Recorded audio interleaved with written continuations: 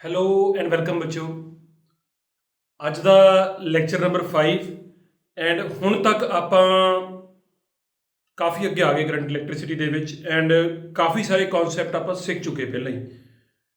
As promised ਜਿੰਨੇ ਜ਼ਿਆਦਾ ਹੋ ਸਕੇ ਡੈਮੋਨਸਟ੍ਰੇਸ਼ਨਸ ਆਪਣੀਆਂ ਨਾਲ ਜਾਰੀ ਨੇ ਬੇਟਾ, ਐਂਡ ਅੱਗੇ ਵੀ ਆਉਂਦੀਆਂ ਰਹਿਣਗੀਆਂ, ਪਰ ਤੁਹਾਡਾ ਧਿਆਨ ਕੱਲੀਆਂ ਡੈਮੋਨਸਟ੍ਰੇਸ਼ਨਸ ਵੱਲ ਨਹੀਂ ਹੋਣਾ ਚਾਹੀਦਾ। ਡੈਮੋਨਸਟ੍ਰੇਸ਼ਨਸ ਦੇ ਨਾਲ ਕੀਤੀਆਂ ਗਈਆਂ ਗੱਲਾਂ ਵੱਲ ਧਿਆਨ ਦੇਣਾ ਜ਼ਰੂਰ ਹੈ, ਠੀਕ ਹੈ।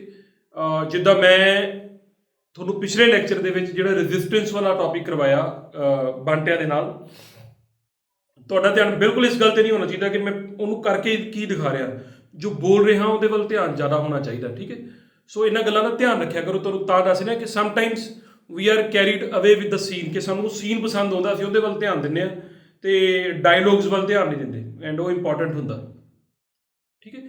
ਐਂਡ ਅੱਜ ਦਾ ਜਿਹੜਾ ਲੈਕਚਰ ਹੈ ਉਹ ਆਪਾਂ ਬੇਸਿਕਲੀ ਜਿਹੜਾ ਪਿਛਲਾ ਪੜ੍ਹਿਆ ਉਹਨੂੰ ਹੀ ਪੱਕਾ ਕਰਨ ਜਾ ਰਹੇ ਹਾਂ। ਬਹੁਤ ਸੌਖੀਆਂ ਸ਼ੁਰੂ 'ਚ ਪ੍ਰੋਬਲਮਸ ਨਿਊਮੈਰੀਕਲਸ ਆਪਾਂ ਕਰਾਂਗੇ, ਬੜੇ ਸੌਖੇ, ਐਂਡ ਜਿੰਨੇ ਮੈਂ ਕਰਾ ਰਿਹਾ ਜੇ ਤੁਸੀਂ ਇਹ ਧਿਆਨ ਨਾਲ ਕਰ ਦਿਓ, ਕਾਪੀ ਪੈਨ ਨਾਲ ਲੈ ਕੇ ਰੱਖੋ, ਤਾਂ ਮੈਨੂੰ ਲੱਗਦਾ ਹੈ ਕਿ ਤੁਸੀਂ ਆਪਣੇ ਆਪ ਇਹ ਕਰਨ ਜੋਗੇ ਹੋ ਜਾਣਾ। ਵੈਰੀ ਈਜ਼ੀ ਪ੍ਰੋਬਲਮਸ ਬੇਟੇ, ਠੀਕ ਹੈ। ਸੋ ਸ਼ੁਰੂ ਕਰਾਂਗੇ ਵਿਦਾਊਟ ਵੇਸਟਿੰਗ ਟਾਈਮ। ਪਹਿਲੀ ਪ੍ਰੋਬਲਮ ਤੁਹਾਡੇ ਕੋਲ ਹੈ, ਕੀ ਕਰਨਾ ਆਪਾਂ ਕਿ ਆਪਾਂ ਰੈਜ਼ਿਸਟਿਵਿਟੀ ਕੱਢਣੀ ਇੱਕ ਵਾਇਰ ਦੀ, ਐਂਡ ਉਸ ਵਾਇਰ ਦੀ ਆਪਾਂ ਨੂੰ ਲੈਂਥ ਗਿਵਨ ਹੈ, ਕਿੰਨੀ ਗਿਵਨ ਹੈ 1 ਮੀਟਰ, ਉਹਦਾ ਡਾਇਆਮੀਟਰ ਗਿਵਨ ਹੈ ਕਿੰਨਾ ਬੇਟੇ 0.4 mm, okay 0.04 mm rather, and ਹੋਰ ਕੀ ਗਿਵਨ ਹੈ ਆਪਾਂ ਨੂੰ, ਉਹਦੀ ਰੈਜ਼ਿਸਟੈਂਸ ਗਿਵਨ ਹੈ, ਉਹ ਕਿੰਨੀ ਗਿਵਨ ਹੈ ਭਲਾ ਆਪਾਂ ਨੂੰ, ਉਹ ਹੈਗੀ ਹੈ 2 Ω। ਤੇ ਇਹਨਾਂ ਸਾਰੇ ਪੈਰਾਮੀਟਰਸ ਤੋਂ ਬਾਅਦ ਆਪਾਂ ਉਹਦੀ ਕੱਢਣੀ ਰੈਜ਼ਿਸਟਿਵਿਟੀ। ਵੈਰੀ ਈਜ਼ੀ, ਮੈਂ ਤੁਹਾਨੂੰ ਫਿਰ ਕਿਹਾ ਬੜਾ ਫਾਰਮੂਲਾ ਹੋਣਾ ਚਾਹੀਦਾ ਬਸ। ਇਹਦੇ ਵਿੱਚੋਂ ਜੇ ਮੈਂ ਰੈਜ਼ਿਸਟਿਵਿਟੀ ਦੀ ਗੱਲ ਕਰਾਂ, ਮੈਨੂੰ ਪਤਾ ਕਿ ਫਾਰਮੂਲਾ ਮੇਰਾ ਆਹ ਲੱਗਣਾ ਬੇਟੇ, ਹਨਾ, ਇਹੀ ਲੱਗੇਗਾ ਨਾ। ਆਹ ਆਪਣੇ ਕੋਲ ਹੈਗਾ, ਆਹ ਆਪਣੇ ਕੋਲ ਹੈਗਾ, ਲੇਕਿਨ ਏਰੀਆ ਨਹੀਂ ਹੈਗਾ। ਏਰੀਆ ਕੀ ਹੁੰਦਾ ਹੈ ਇਹ ਤੁਹਾਨੂੰ ਕਲੀਅਰ ਹੋਣਾ ਚਾਹੀਦਾ ਕਿ ਜੇ ਆਪਾਂ ਕੋਈ ਵੀ ਵਾਇਰ ਲਈਏ, ਮੰਨ ਲਓ ਕਿ ਮੇਰੇ ਕੋਲ ਆਹ ਵਾਇਰ ਹੈ,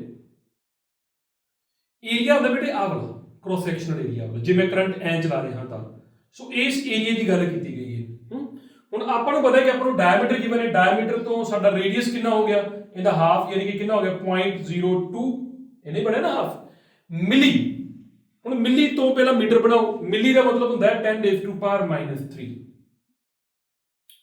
ਜਿਹੜੇ ਬੱਚਿਆਂ ਨੂੰ ਯੂਨਿਟ 'ਚ ਕਨਵਰਜਨ ਆਉਂਦੀ ਨਾ, ਜਿਹੜਾ ਜੇ ਤੁਸੀਂ ਸਾਰੇ ਨਹੀਂ ਦੇਖ ਸਕਦੇ, ਇੱਕ ਲੈਕਚਰ ਜ਼ਰੂਰ ਦੇਖ ਲਓ, units and measurement the +1 the lecture ਹੈ, ਆਈ ਥਿੰਕ ਲੈਕਚਰ ਨੰਬਰ 4 ਹੈ। 4 ਤੇ 5 ਦੋਨੋਂ ਦੇਖ ਲਓ, ਤੁਹਾਡੇ ਲਈ ਹਮੇਸ਼ਾ ਲਈ ਸੌਖਾ ਹੋ ਜਾਏਗਾ ਕੰਮ, ਠੀਕ ਹੈ। ਉਹਨੂੰ ਦੇਖ ਲੈਣਾ, ਆਹ ਤੁਹਾਨੂੰ ਕੰਮ ਸੌਖਾ ਲੱਗਣ ਲੱਗ ਪਏਗਾ ਉਹਦੇ ਤੋਂ, ਰਾਈਟ। ਚਲੋ ਅੱਗੇ ਚੱਲਾਂਗੇ। ਇਹ ਰੇਡੀਅਸ ਆ ਗਿਆ ਆਪਣੇ ਕੋਲ। ਹੁਣ ਸਾਨੂੰ ਪਤਾ ਹੈ ਕਿ ਸਰਕਲ, ਆਹ ਸਰਕਲ ਹੈ ਬੇਟੇ, ਸਰਕਲ ਦੇ ਏਰੀਆ ਦਾ ਫਾਰਮੂਲਾ ਹੁੰਦਾ ਹੈ πr²। ਮੈਂ ਏਰੀਆ ਦੀ ਵੈਲਿਊ ਭਰਤੀ, ਇੱਥੋਂ ਹੁਣ ਰੋ ਦੀ ਵੈਲਿਊ ਕੱਢ ਲਓ। ਰੋ ਕਿੰਨੇ ਬਰਾਬਰ ਆਏਗਾ, ਆ ਜਿੰਨਾ ਵੀ ਸਾਰਾ ਨਾ ਬੇਟੇ, ਇਹਨੂੰ ਉੱਧਰ ਲੈ ਕੇ ਜਾਣਾ ਪਰ ਆਰ ਦੇ ਨਾਲ, ਜਿਹੜਾ ਬਟੇ 'ਚ ਹੁੰਦਾ ਹੈ ਇਹ ਉੱਪਰ ਜਾ ਕੇ ਮਲਟੀਪਲਾਈ ਹੋ ਜਾਂਦਾ ਹੈ, ਤੇ ਜਿਹੜਾ ਆ ਹੈ ਇਹ ਨੀਚੇ ਜਾ ਕੇ ਡਿਵਾਈਡ ਹੋ ਜਾਂਦਾ ਹੈ, ਠੀਕ ਹੈ। ਹੁਣ ਆਪਾਂ ਵੈਲਿਊਜ਼ ਭਰਨੀ ਹੈ, ਬਸ ਸਿੰਪਲ ਕੁਐਸਚਨ ਸੀ, ਮੈਂ ਤੁਹਾਨੂੰ ਪਹਿਲੇ ਹੀ ਦੱਸਿਆ ਸੀ। ਇਹ ਕਿੰਨੇ ਹੋਵੇ 2, ਪਾਈ ਕਿੰਨਾ ਲੋਗੇ, ਮੰਨ ਲਓ 3.14 ਲੈ ਲਿਆ, ਰੇਡੀਅਸ ਦਾ ਸਕੁਅਰ ਕਿੰਨਾ, ਇਹਦਾ ਸਕੁਅਰ ਕਰਨਾ ਹੈ, ਠੀਕ ਹੈ। ਹੁਣ ਇਹਦਾ ਸਕੁਅਰ ਕਿਵੇਂ ਕਰਨਾ ਹੈ, 100 ਢੰਗ ਹੋਰ ਵੀ ਦੱਸ ਦੇਣਾ। 2 ਲਿਖ ਕੇ ਜਦੋਂ 2 ਡੈਸੀਮਲ ਇੱਧਰ ਸ਼ਿਫਟ ਕਰੋਗੇ ਨਾ, ਤਾਂ ਪਾਵਰ -2 ਹੋਰ ਵੱਧ ਜਾਣੀ, ਉਹ ਇੰਨੀ ਹੋਗੀ ਬੇਟੇ। ਹੁਣ ਇਹਦਾ ਸਕੁਅਰ ਬਹੁਤ ਸੌਖਾ ਹੈ, 2 ਦਾ ਸਕੁਅਰ ਕਿੰਨਾ ਹੁੰਦਾ 4, ਤੇ ਇਹਦਾ ਸਕੁਅਰ ਕਿੰਨਾ ਹੋਏਗਾ, ਜਦੋਂ ਤੁਸੀਂ 10 ਦੀ ਪਾਵਰ -5 ਦਾ ਸਕੁਅਰ ਕਰੋਗੇ ਤਾਂ ਮਲਟੀਪਲਾਈ ਹੋ ਕੇ ਕਿੰਨਾ ਬਣ ਜਾਏਗਾ ਇਹ -10। Is that okay. ਔਰ ਨੀਚੇ ਲੈਂਥ ਤਾਂ ਬੜੀ ਸੌਖੀ ਬੇਟੇ, ਕਿੰਨੀ ਆਪਣੀ ਸਿਰਫ 1 ਮੀਟਰ। Is that okay. ਹੁਣ ਜਦੋਂ ਆਪਾਂ ਇਹਨੂੰ ਸੋਲਵ ਕਰਾਂਗੇ ਤਾਂ ਇਹ ਕਿੰਨਾ ਬਣ ਜਾਏਗਾ ਬੇਟੇ, ਇਹ ਪਹਿਲਾਂ ਇਹਨੂੰ 4 ਨਾਲ ਮਲਟੀਪਲਾਈ ਕਰੀਏ, 56 ਹੋ ਗਿਆ, 12.56 ਦਾ ਡਬਲ, 12.5 ਦਾ ਅਪਰੋਕਸੀਮੇਟਲੀ ਡਬਲ ਕਰੋਗੇ ਤਾਂ ਅਪਰੋਕਸੀਮੇਟਲੀ 25 ਆ ਗਿਆ। ਇਹ ਅੰਦਾਜ਼ੇ ਨਾਲ ਚੱਲਦੇ ਆ, ਤਾਂ ਜੇ ਇਹ 25 × 10⁻⁻10 ਨੇ, ਤਾਂ ਇੱਥੇ ਪਿੱਛੇ ਯੂਨਿਟ ਕੀ ਆਉਣਗੇ ਬੇਟੇ, ਇਹ ਤੇ ਯੂਨਿਟ ਹੁੰਦੇ ਨੇ ਓਮ ਮੀਟਰ, ਇਹ ਤੁਹਾਨੂੰ ਪਤਾ ਹੋਣਾ ਚਾਹੀਦਾ, ਠੀਕ ਹੈ। ਤਾਂ ਇਹਨੂੰ ਡੈਸੀਮਲ ਨੂੰ ਜੇ ਆਪਾਂ ਇੱਧਰ ਸ਼ਿਫਟ ਕਰਕੇ 2.5 ਲਿਖੀਏ, ਜਦੋਂ ਆਪਾਂ ਇੱਧਰ ਸ਼ਿਫਟ ਕਰਦੇ ਆ ਤਾਂ ਪਾਵਰ ਪਲੱਸ 'ਚ ਕਰੀ ਦੀ ਪਾਵਰ ਕਿੰਨੀ ਹੋ ਜਾਏਗੀ ਬੇਟੇ -9, ਹੈ ਨਾ। ਇੱਕ ਜੋੜੋਗੇ ਇਹਦੇ 'ਚ ਤਾਂ ਇਹਨੇ ਕੀ ohm meter. So this is the answer, okay, simple ਨਾ। ਹੁਣ ਅਗਲੇ ਕੁਐਸਚਨ ਬਹੁਤ ਘੈਂਟ ਨੇ, ਤਾਂ ਅਗਲਾ ਕੁਐਸਚਨ ਤੁਹਾਡੇ ਕੋਲ ਹੈ, ਐਂਡ 2 ਕੁਐਸਚਨ ਇਕੱਠੇ ਕਰਨੇ ਆਪਾਂ, ਦੋਨਾਂ ਦੀ ਸਟੇਟਮੈਂਟ ਤੁਹਾਡੇ ਕੋਲ ਹੈ। ਦੇਖੋ ਕੀ ਫਰਕ ਹੈ ਦੋਨਾਂ 'ਚ, ਪਹਿਲਾਂ ਸਟੇਟਮੈਂਟ ਨੂੰ ਨਜ਼ਰ ਮਾਰੋ, ਤੁਹਾਨੂੰ ਕੀ ਫਰਕ ਲੱਗਦਾ, ਕੀ ਫਰਕ ਲੱਗਦਾ ਤੁਹਾਨੂੰ। ਦੋਨੇ ਵਾਰੀ ਇੱਕ ਵਾਇਰ ਦਿੱਤੀ ਹੋਈ ਹੈ, ਹਨਾ, ਐਂਡ ਦੋਨੇ ਵਾਰੀ ਉਹਨੇ ਕਿਹਾ ਕਿ ਜਿਹੜੀ ਰੈਜ਼ਿਸਟੈਂਸ ਹੈ ਨਾ ਵਾਇਰ ਦੀ, ਜਿਹੜੀ ਓਰੀਜਨਲ ਵਾਇਰ ਹੈ ਉਹਦੀ ਰੈਜ਼ਿਸਟੈਂਸ ਹੈਗੀ 4 ਓਮ। ਠੀਕ ਹੈ, ਸਮਝ ਆਈ। ਹੁਣ ਮੈਂ ਇਸ ਰੈਜ਼ਿਸਟੈਂਸ ਦਾ ਨਾਮ R ਰੱਖ ਲੈਣਾ ਐਂਡ ਮੈਂ ਮੰਨ ਲੈਣਾ ਕਿ ਵਾਇਰ ਦੀ ਜਿਹੜੀ ਲੈਂਥ ਹੈ ਉਹ L ਹੈ ਤੇ ਏਰੀਆ ਕਿੰਨਾ ਹੈ A। ਹੁਣ ਜਿਹੜਾ ਤੁਹਾਡਾ ਪਹਿਲਾ ਕੁਐਸਚਨ ਹੈ ਉਹਨੇ ਜੋ ਨੇ ਕੀ ਕਿਹਾ ਕਿ ਲੈਂਥ ਨੂੰ ਟਵਾਈਸ ਲੈਂਥ ਇਜ਼ ਇੰਕਰੀਜ਼ਡ, ਮਤਲਬ ਉਹਨੂੰ ਡਰਾ ਕੀਤਾ, ਖਿੱਚਿਆ। ਖਿੱਚਣ ਦੇ ਨਾਲ ਤੁਹਾਨੂੰ ਸਭ ਨੂੰ ਪਤਾ ਚਿੰਗਮ ਸਾਰੇ ਖਾਂਦੇ ਹੋ, ਜਦੋਂ ਖਿੱਚਦੇ ਆ ਖਿੱਚਣ ਨਾਲ ਕੀ ਹੁੰਦਾ ਉਹ ਪਤਲੀ ਹੋਏਗੀ ਹੈ ਨਾ, ਪਤਲੀ ਹੋਏਗੀ, ਜੇ ਲੰਬੀ ਹੋਏਗੀ ਨਾਲ ਨਾਲ ਪਤਲੀ ਵੀ ਹੋਏਗੀ। ਮੇਰੀ ਗੱਲ ਨੂੰ ਸਮਝੋ, ਲੇਕਿਨ ਮਟੀਰੀਅਲ ਉਨਾ ਹੀ ਰਹਿਣਾ ਹੈ, ਯਾਦ ਰੱਖਣਾ ਮਟੀਰੀਅਲ ਉਹੀ ਹੈ, ਬਸ ਲੰਬਾ ਹੋ ਗਿਆ ਇਸ ਕਰਕੇ ਪਤਲਾ ਹੋ ਗਿਆ, ਐਸ ਦਿਮਾਗ ਲਾਉਣਾ। ਠੀਕ ਹੈ, ਹੁਣ ਪਹਿਲੇ ਚ ਆਪਾਂ ਨੇ ਕੀ ਕਿਹਾ ਕਿ ਲੈਂਥ ਜਿਹੜੀ ਉਹ ਚੇਂਜ ਕਰਕੇ ਕਿੰਨੀ ਹੋ ਗਈ, ਟਵਾਈਸ ਹੋ ਗਈ। ਸੋ ਜਿਹੜੀ ਚੇਂਜਡ ਲੈਂਥ ਹੈ ਉਹ ਹੋ ਗਈ ਟਵਾਈਸ। ਮੈਂ ਪਹਿਲਾਂ ਉੱਪਰਲੇ ਦੀ ਗੱਲ ਕਰਦਾ ਮੈਂ, ਓਕੇ। ਹੁਣ ਏਰੀਆ ਮੈਨੂੰ ਨਹੀਂ ਪਤਾ ਵੀ ਕੀ ਫਰਕ ਪਿਆ, ਤੇ ਉਹ ਕਹਿੰਦਾ ਕਿ ਰੈਜ਼ਿਸਟੈਂਸ ਜਿਹੜੀ ਚੇਂਜ ਹੋ ਕੇ ਆਏਗੀ ਉਹ ਕਿੰਨੀ ਹੋਏਗੀ, ਇਹ ਦੱਸੋ। ਜਦੋਂ ਤੁਸੀਂ ਤਾਰ ਨੂੰ ਖਿੱਚੋਗੇ, ਜਦੋਂ ਲੰਬੀ ਹੋ ਜਾਏਗੀ, ਮਤਲਬ ਇਹਨੂੰ ਖਿੱਚੋਗੇ ਤਾਂ ਖਿੱਚਣ ਤੋਂ ਬਾਅਦ ਇਹ ਪਤਲੀ ਹੋ ਗਈ ਤੇ ਲੰਬੀ ਹੋ ਗਈ। ਇਹਦਾ ਨਾਮ L ਡੈਸ਼ ਰੱਖਤਾ ਜਿਹੜਾ ਕਿ 2L ਹੈ। ਏਰੀਆ ਦਾ ਨਾਮ ਆਪਾਂ ਰੱਖਤਾ A ਡੈਸ਼ ਜਿਹੜਾ ਕਿ ਮੈਨੂੰ ਪਤਾ ਨਹੀਂ ਕਿੰਨਾ ਹੋ ਜਾਣਾ ਹੈ। ਨਵੀਂ ਰੈਜ਼ਿਸਟੈਂਸ ਕੱਢਣੀ। ਅਸੀਂ ਕਿਹਾ ਭਾਈ ਸਾਹਿਬ ਦੇਖੋ ਮੇਰੀ ਗੱਲ ਸੁਣੋ, ਜਿਵੇਂ ਬੇਟੇ ਤੁਸੀਂ ਪਿਛਲੀਆਂ ਕਲਾਸਾਂ ਧਿਆਨ ਨਾਲ ਲਾਈਆਂ ਤੇ ਤੁਹਾਨੂੰ ਇਹ ਪਤਾ ਹੈ, ਚਾਹੇ ਮੈਂ ਆਹ ਗੱਲ ਕਰਾਂ ਚਾਹੇ ਆਹ ਗੱਲ ਕਰਾਂ, ਵਾਇਰ ਦਾ ਮਟੀਰੀਅਲ ਉਹੀ ਰਿਹਾ। ਜੇ ਮਟੀਰੀਅਲ ਉਹੀ ਰਿਹਾ ਤਾਂ ਰੈਜ਼ਿਸਟਿਵਿਟੀ ਨਹੀਂ ਬਦਲੇਗੀ। ਕੀ ਬਦਲੇਗਾ? ਆ ਨਹੀਂ ਬਦਲਣੀ। ਠੀਕ ਹੈ, ਜੇ ਪਹਿਲਾਂ ਤੁਹਾਡੀ ਰੈਜ਼ਿਸਟੈਂਸ ρ L/A ਸੀਗੀ, ਇਹਨੂੰ ਮੈਂ ਨੰਬਰ 1 ਪਾ ਲਾਂ, ਤਾਂ ਨਵੀਂ ਰੈਜ਼ਿਸਟੈਂਸ ਜਿਹੜੀ ਹੋਏਗੀ ਉਹ ρ ਜਿਹੜੀ ਹੋਏਗੀ, ρ ਤਾਂ ρ ਹੀ ਆਏਗਾ, ਇੱਥੇ L ਡੈਸ਼ ਤੇ ਇੱਥੇ ਕਿੰਨਾ ਹੋਊਗਾ A dash. I hope you got this. ਆ ਨਹੀਂ ਬਦਲਣਾ। ਕਿਸੇ ਗਿਵਨ ਮਟੀਰੀਅਲ ਵਾਸਤੇ ਕਿਸੇ ਗਿਵਨ ਟੈਂਪਰੇਚਰ ਤੇ ਇਹਨੇ ਫਿਕਸ ਰਹਿਣਾ ਹੁੰਦਾ। ਹੁਣ ਇਹਦੇ ਵਿੱਚੋਂ ਬੇਟੇ ਮੈਨੂੰ ਆ ਪਤਾ ਹੈ, ਲੇਕਿਨ ਆ ਏਰੀਆ ਦੇ ਨਾਲ ਪਤਾ ਨਹੀਂ ਵੀ ਕੀ ਹੋਇਆ। ਠੀਕ ਹੈ, ਸੋ ਮੈਂ ਇੱਥੇ ਦਿਮਾਗ ਲਾਉਣਾ। ਅਸੀਂ ਕਿਵੇਂ ਦੇਖੋ, ਪੱਕੀ ਗੱਲ ਹੈ ਕਿ ਮਟੀਰੀਅਲ ਤਾਂ ਬਦਲਿਆ ਨਹੀਂ, ਮਟੀਰੀਅਲ ਉਨਾ ਹੀ ਰਿਹਾ। ਹੁਣ ਮਟੀਰੀਅਲ ਉਨਾ ਹੀ ਰਿਹਾ ਮਤਲਬ ਜਿੰਨਾ ਵੋਲਿਊਮ ਪਹਿਲਾਂ ਸੀ ਇਹਦਾ ਬੇਟੇ ਤਾਰ ਦਾ, ਉਨਾ ਹੀ ਵੋਲਿਊਮ ਬਾਅਦ ਚ ਸਾਡੇ ਕੋਲ। ਇੱਕ ਮੇਨ ਗੱਲ ਹੈ। ਠੀਕ ਹੈ, ਤਾਂ ਮੈਂ ਕਹਾਂਗਾ ਵੀ since material remains same, that is ਇਹਦਾ ਮਤਲਬ ਕੀ ਹੈ ਕਿ ਜਿਹੜਾ ਵੋਲਿਊਮ ਪਹਿਲਾਂ ਸੀ ਉਹ ਕਿੰਨਾ ਸੀ ਬੇਟੇ AL, ਤੇ ਜਿਹੜਾ ਵੋਲਿਊਮ ਹੁਣ ਹੈ ਉਹ ਕਿੰਨਾ ਬੇਟੇ ਉਹ ਹੈਗਾ A ਡੈਸ਼ L ਡੈਸ਼। ਇਹ ਸੇਮ ਰਹਿਣੇ ਚਾਹੀਦੇ ਨੇ। Is that okay? ਅਗਲੀ ਗੱਲ, AL ਇਜ਼ ਓਕੇ, ਲੇਕਿਨ ਜਿਹੜਾ A ਡੈਸ਼ ਵੀ ਓਕੇ ਹੈ। ਜਿਹੜੀ ਲੈਂਥ ਹੈ ਸਾਨੂੰ ਪਤਾ ਉਹ ਕਿੰਨੀ ਹੋ ਚੁੱਕੀ, ਡਬਲ। ਓਕੇ, ਇਹਨਾਂ ਦੋਨਾਂ ਤੋਂ ਜੇ ਮੈਂ ਸੋਲਵ ਕਰਾਂ ਤਾਂ I will get to know ਕਿ ਮੇਰਾ ਜਿਹੜਾ A ਡੈਸ਼ ਹੈ ਉਹ ਕਿੰਨੇ ਬਰਾਬਰ ਆ ਜਾਏਗਾ, ਉਹ ਆਏਗਾ AL ਡਿਵਾਈਡਡ ਬਾਈ 2L, ਯਾਨੀ ਕਿ ਕਿੰਨਾ L ਨਾਲ L ਕੱਟਿਆ ਗਿਆ, ਕਿੰਨਾ ਆ ਗਿਆ A/2। ਜਟਕਾ ਜਿਹਾ ਹਿਸਾਬ ਇਹ ਹੈ ਕਿ ਜੇ ਲੈਂਥ ਵੱਡੀ ਹੋ ਜਾਵੇ ਏਰੀਆ ਨੂੰ ਘਟਣਾ ਚਾਹੀਦਾ ਸੀ। ਹੁਣ ਜੇ ਲੈਂਥ ਡਬਲ ਹੋ ਗਈ ਤਾਂ ਏਰੀਆ ਹਾਫ ਰਹਿ ਗਿਆ। ਕਿਉਂ? ਕਿਉਂਕਿ ਪਹਿਲਾਂ ਵੋਲਿਊਮ AL ਸੀ, ਬਾਅਦ ਵਿੱਚ ਹੁਣ A ਡਬਲ ਹੋ ਗਿਆ ਤਾਂ ਫਿਰ ਏਰੀਆ ਨੂੰ ਕੀ ਹੋਣਾ ਪਿਆ, ਹਾਫ। ਸੋ ਦੈਟ ਕਿ ਵੋਲਿਊਮ ਕਿੰਨਾ ਰਹੇ, AL ਹੀ ਰਹੇ। ਸੋਲਵ ਮੈਨੂੰ ਐਵੇਂ ਕਰਨਾ ਪਿਆ। ਅਸੀਂ ਕਹਾਂਗੇ देयरफॉर ਏਰੀਆ ਇੰਨਾ ਆ ਗਿਆ ਤਾਂ ਫਿਰ ਇੱਥੇ ਪੁੱਟ ਕਰ ਦੋ ਬੇਟੇ। देयरफॉर ਜਿਹੜਾ ਆਹ 2A ਕੀ ਬਣ ਜਾਊਗਾ, ਇਹ ਬਣ ਗਿਆ R dash is equal to ਕਿੰਨਾ, ρ L ਡੈਸ਼ ਦੀ ਵੈਲਿਊ ਕਿੰਨੀ ਕਰੋਗੇ, L ਡੈਸ਼ ਕਿੰਨਾ ਆਪਣਾ 2L ਤੇ A ਡੈਸ਼ ਕਿੰਨਾ ਆਪਣਾ A/2। ਓਕੇ, ਇਹਨੂੰ ਉੱਪਰ ਲੈ ਜਾਓ ਬੇਟੇ, ਤੇ ਇਹ ਕਿੰਨਾ ਬਣ ਗਿਆ 4 ਟਾਈਮਸ। ਰਾਦਰ ਮੈਂ ਇਹਨੂੰ ਐ ਲਿਖਣਾ ਪਸੰਦ ਕਰਾਂਗਾ, ਇਹ ਬਣ ਗਿਆ 2 ਸਕੁਅਰ, 2 ਦਾ ਸਕੁਅਰ ਹੋ ਗਿਆ ρ L/A। ਆਹ ਕੌਣ ਹੈ ਬੇਟੇ, ਆਹ ਵਾਲਾ, ਇਹ ਤੁਹਾਡੀ ਪੁਰਾਣੀ ਰੈਜ਼ਿਸਟੈਂਸ ਹੈ। ਐਂਡ ਸਾਨੂੰ ਪਤਾ ਹੈ ਕਿ 2 ਸਕੁਅਰ ਟਾਈਮਸ ਪੁਰਾਣੀ ਰੈਜ਼ਿਸਟੈਂਸ ਆ ਗਈ। 2 ਸਕੁਅਰ ਟਾਈਮਸ ਪੁਰਾਣੀ ਰੈਜ਼ਿਸਟੈਂਸ ਕਿੰਨੀ ਸੀ, 4, ਯਾਨੀ ਕਿ ਕਿੰਨੀ ਬਣ ਗਈ 16 ਓਮ। ਇਹ ਆਨਸਰ ਆ ਗਿਆ। ਰਾਈਟ, ਐਸ ਸੈਟ ਤੁਸੀਂ ਇੱਕ ਵਾਰੀ ਇਹਦੀ ਸਕਰੀਨਸ਼ਾਟ ਲੈ ਲਓ ਬੇਟੇ।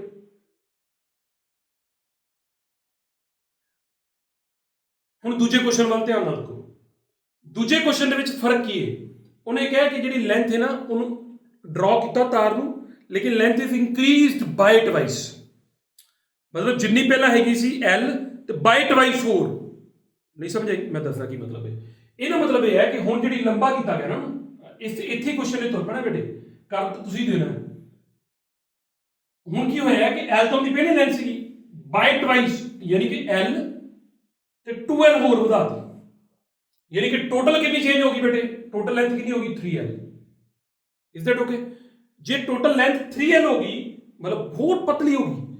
ਜੇ ਹੋਰ ਪਤਲੀ ਹੋ ਗਈ ਤਾਂ ਏਰੀਆ ਹੋਰ ਮਤਲਬ ਘਟ ਗਿਆ ਹੋਣਾ। ਕਿੰਨਾ ਰਹਿ ਗਿਆ ਹੋਣਾ? ਹੁਣ ਮੈਨੂੰ ਕਰਵਾਉਣ ਦੀ ਲੋੜ ਨਹੀਂ ਹੋਣੀ ਚਾਹੀਦੀ, ਤੁਸੀਂ ਆਪੇ ਕਰ ਸਕਦੇ ਹੋ। ਜਿਵੇਂ ਇੱਥੇ 3 ਭਰਾਂਗਾ ਤਾਂ ਉੱਥੇ ਏਰੀਆ ਕਿੰਨਾ ਆ ਜਾਏਗਾ, ਜੇ ਇੱਥੇ 3 ਹੋਊਗਾ ਤਾਂ ਇੱਥੇ ਕਿੰਨਾ ਆ ਜਾਏਗਾ ਬੇਟੇ 1/3। ਜੇ ਇੱਥੇ 3 ਆਏਗਾ, ਇੱਥੇ 3 ਆਏਗਾ, ਜਿੱਥੇ 2 ਦਾ ਸਕੁਅਰ ਆਇਆ ਸੀ ਉੱਥੇ ਕਿੰਨਾ ਆ ਜਾਏਗਾ ਬੇਟੇ 3 ਦਾ ਸਕੁਅਰ। ਫਿਰ ਇੱਥੇ ਵੀ ਕੀ ਆ ਜਾਏਗਾ 3 ਦਾ ਸਕੁਆਇਰ, ਫਿਰ ਇੱਥੇ ਵੀ ਕਿੰਨਾ ਆ ਜਾਏਗਾ 3 ਦਾ ਸਕੁਆਇਰ, ਫਿਰ ਇੱਥੇ ਕਿੰਨਾ ਆ ਜਾਏਗਾ 9 9 4 ਦਾ ਕਿੰਨਾ 36 ਓਮ। ਬਟ ਆਪਾਂ ਇਹਦੇ ਵੱਲ ਧਿਆਨ ਨਹੀਂ ਦੇਣਾ ਵੀ ਇਹ ਕਿੰਨਾ ਆਨਸਰ ਹੈ, ਆਪਣਾ ਧਿਆਨ ਇੱਧਰ ਹੋਣਾ ਚਾਹੀਦਾ। ਹੋਇਆ ਕਿ ਇਹਨਾਂ ਕੁਐਸਚਨਾਂ 'ਚ ਇੱਕ ਆਪਣੇ ਕੋਲ ਫਾਰਮੂਲਾ ਤਿਆਰ ਹੋ ਗਿਆ, ਤੁਹਾਨੂੰ ਸਮਝ ਆ ਗਿਆ। ਹੁਣ ਧਿਆਨ ਨਾਲ ਸੁਣਿਓ, ਫਾਰਮੂਲਾ ਕੀ ਤਿਆਰ ਹੋ ਗਿਆ ਕਿ ਜਿਹੜੀ ਵੀ ਨਵੀਂ ਰੈਜ਼ਿਸਟੈਂਸ ਹੋਏ ਕਰੇਗੀ, ਨਵੀਂ ਰੈਜ਼ਿਸਟੈਂਸ, ਉਹ ਜਿੰਨਾ ਤੁਸੀਂ ਲੈਂਥ ਨੂੰ ਜਿੰਨੇ ਟਾਈਮਸ ਕਰ ਦੋਗੇ, ਜੇ ਡਬਲ ਕਰੋਗੇ ਤਾਂ ਉਹਦਾ ਸਕੁਆਇਰ ਆਏਗਾ, ਪਹਿਲਾਂ ਡਬਲ ਦਾ 2 ਦਾ ਸਕੁਆਇਰ ਆਇਆ ਸੀ, ਜਦੋਂ 3 ਟਾਈਮਸ ਕਰੋਗੇ ਤਾਂ 3 ਦਾ ਸਕੁਆਇਰ ਆ ਜਾਏਗਾ। ਇਹਦਾ ਮਤਲਬ ਜੇ ਤੁਸੀਂ ਕਿਸੇ ਦੀ ਲੈਂਥ n ਟਾਈਮਸ ਕਰ ਦੋ, n ਟਾਈਮਸ, ਹੈ ਨਾ, ਇਹਨੂੰ ਮੈਂ ਜਨਰਲ ਬਣਾ ਕੇ ਵੀ ਦੇ ਦੇਣਾ ਤੁਹਾਨੂੰ।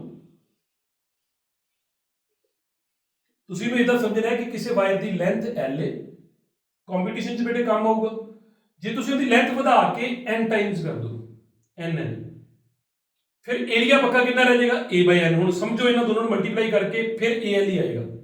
ਇਹਦਾ ਇਹ ਗੱਲ ਕਲੀਅਰ ਹੈ ਨਾ। ਹੁਣ ਜੇ ਇਹਦੀ ਰੈਜ਼ਿਸਟੈਂਸ r ਸੀਗੀ ਤਾਂ ਇਹਦੀ ਰੈਜ਼ਿਸਟੈਂਸ ਕਿੰਨੀ ਆਈ ਕਰੇਗੀ n ਸਕੁਆਇਰ ਟਾਈਮਸ r, ਠੀਕ ਹੈ, ਇਹ ਮੈਂ ਕਹਿਣਾ ਚਾਹ ਰਿਹਾ। ਅੱਜ ਤੋਂ ਬਾਅਦ ਸਿੱਧਾ ਆਨਸਰ ਵੀ ਦੇ ਸਕਦੇ ਹੋ ਕੰਪੀਟੀਸ਼ਨ 'ਚ ਤੁਸੀਂ। Is that okay? ਅਗਲੇ ਕੁਐਸਚਨ ਵੱਲ ਚੱਲਾਂਗੇ। ਅਗਲਾ ਕੁਐਸਚਨ ਬਹੁਤ ਸੌਖਾ ਲੇਕਿਨ ਕੁਝ ਸਿਖਾਉਣ ਵਾਸਤੇ ਪਾ ਰਹੇ ਹਾਂ। ਦੇਖੋ ਕੀ ਆ ਉਹ, ਕੀ ਸਿੱਖੋਗੇ ਹੁਣ ਇਸ ਕੁਐਸਚਨ ਦੇ ਵਿੱਚ।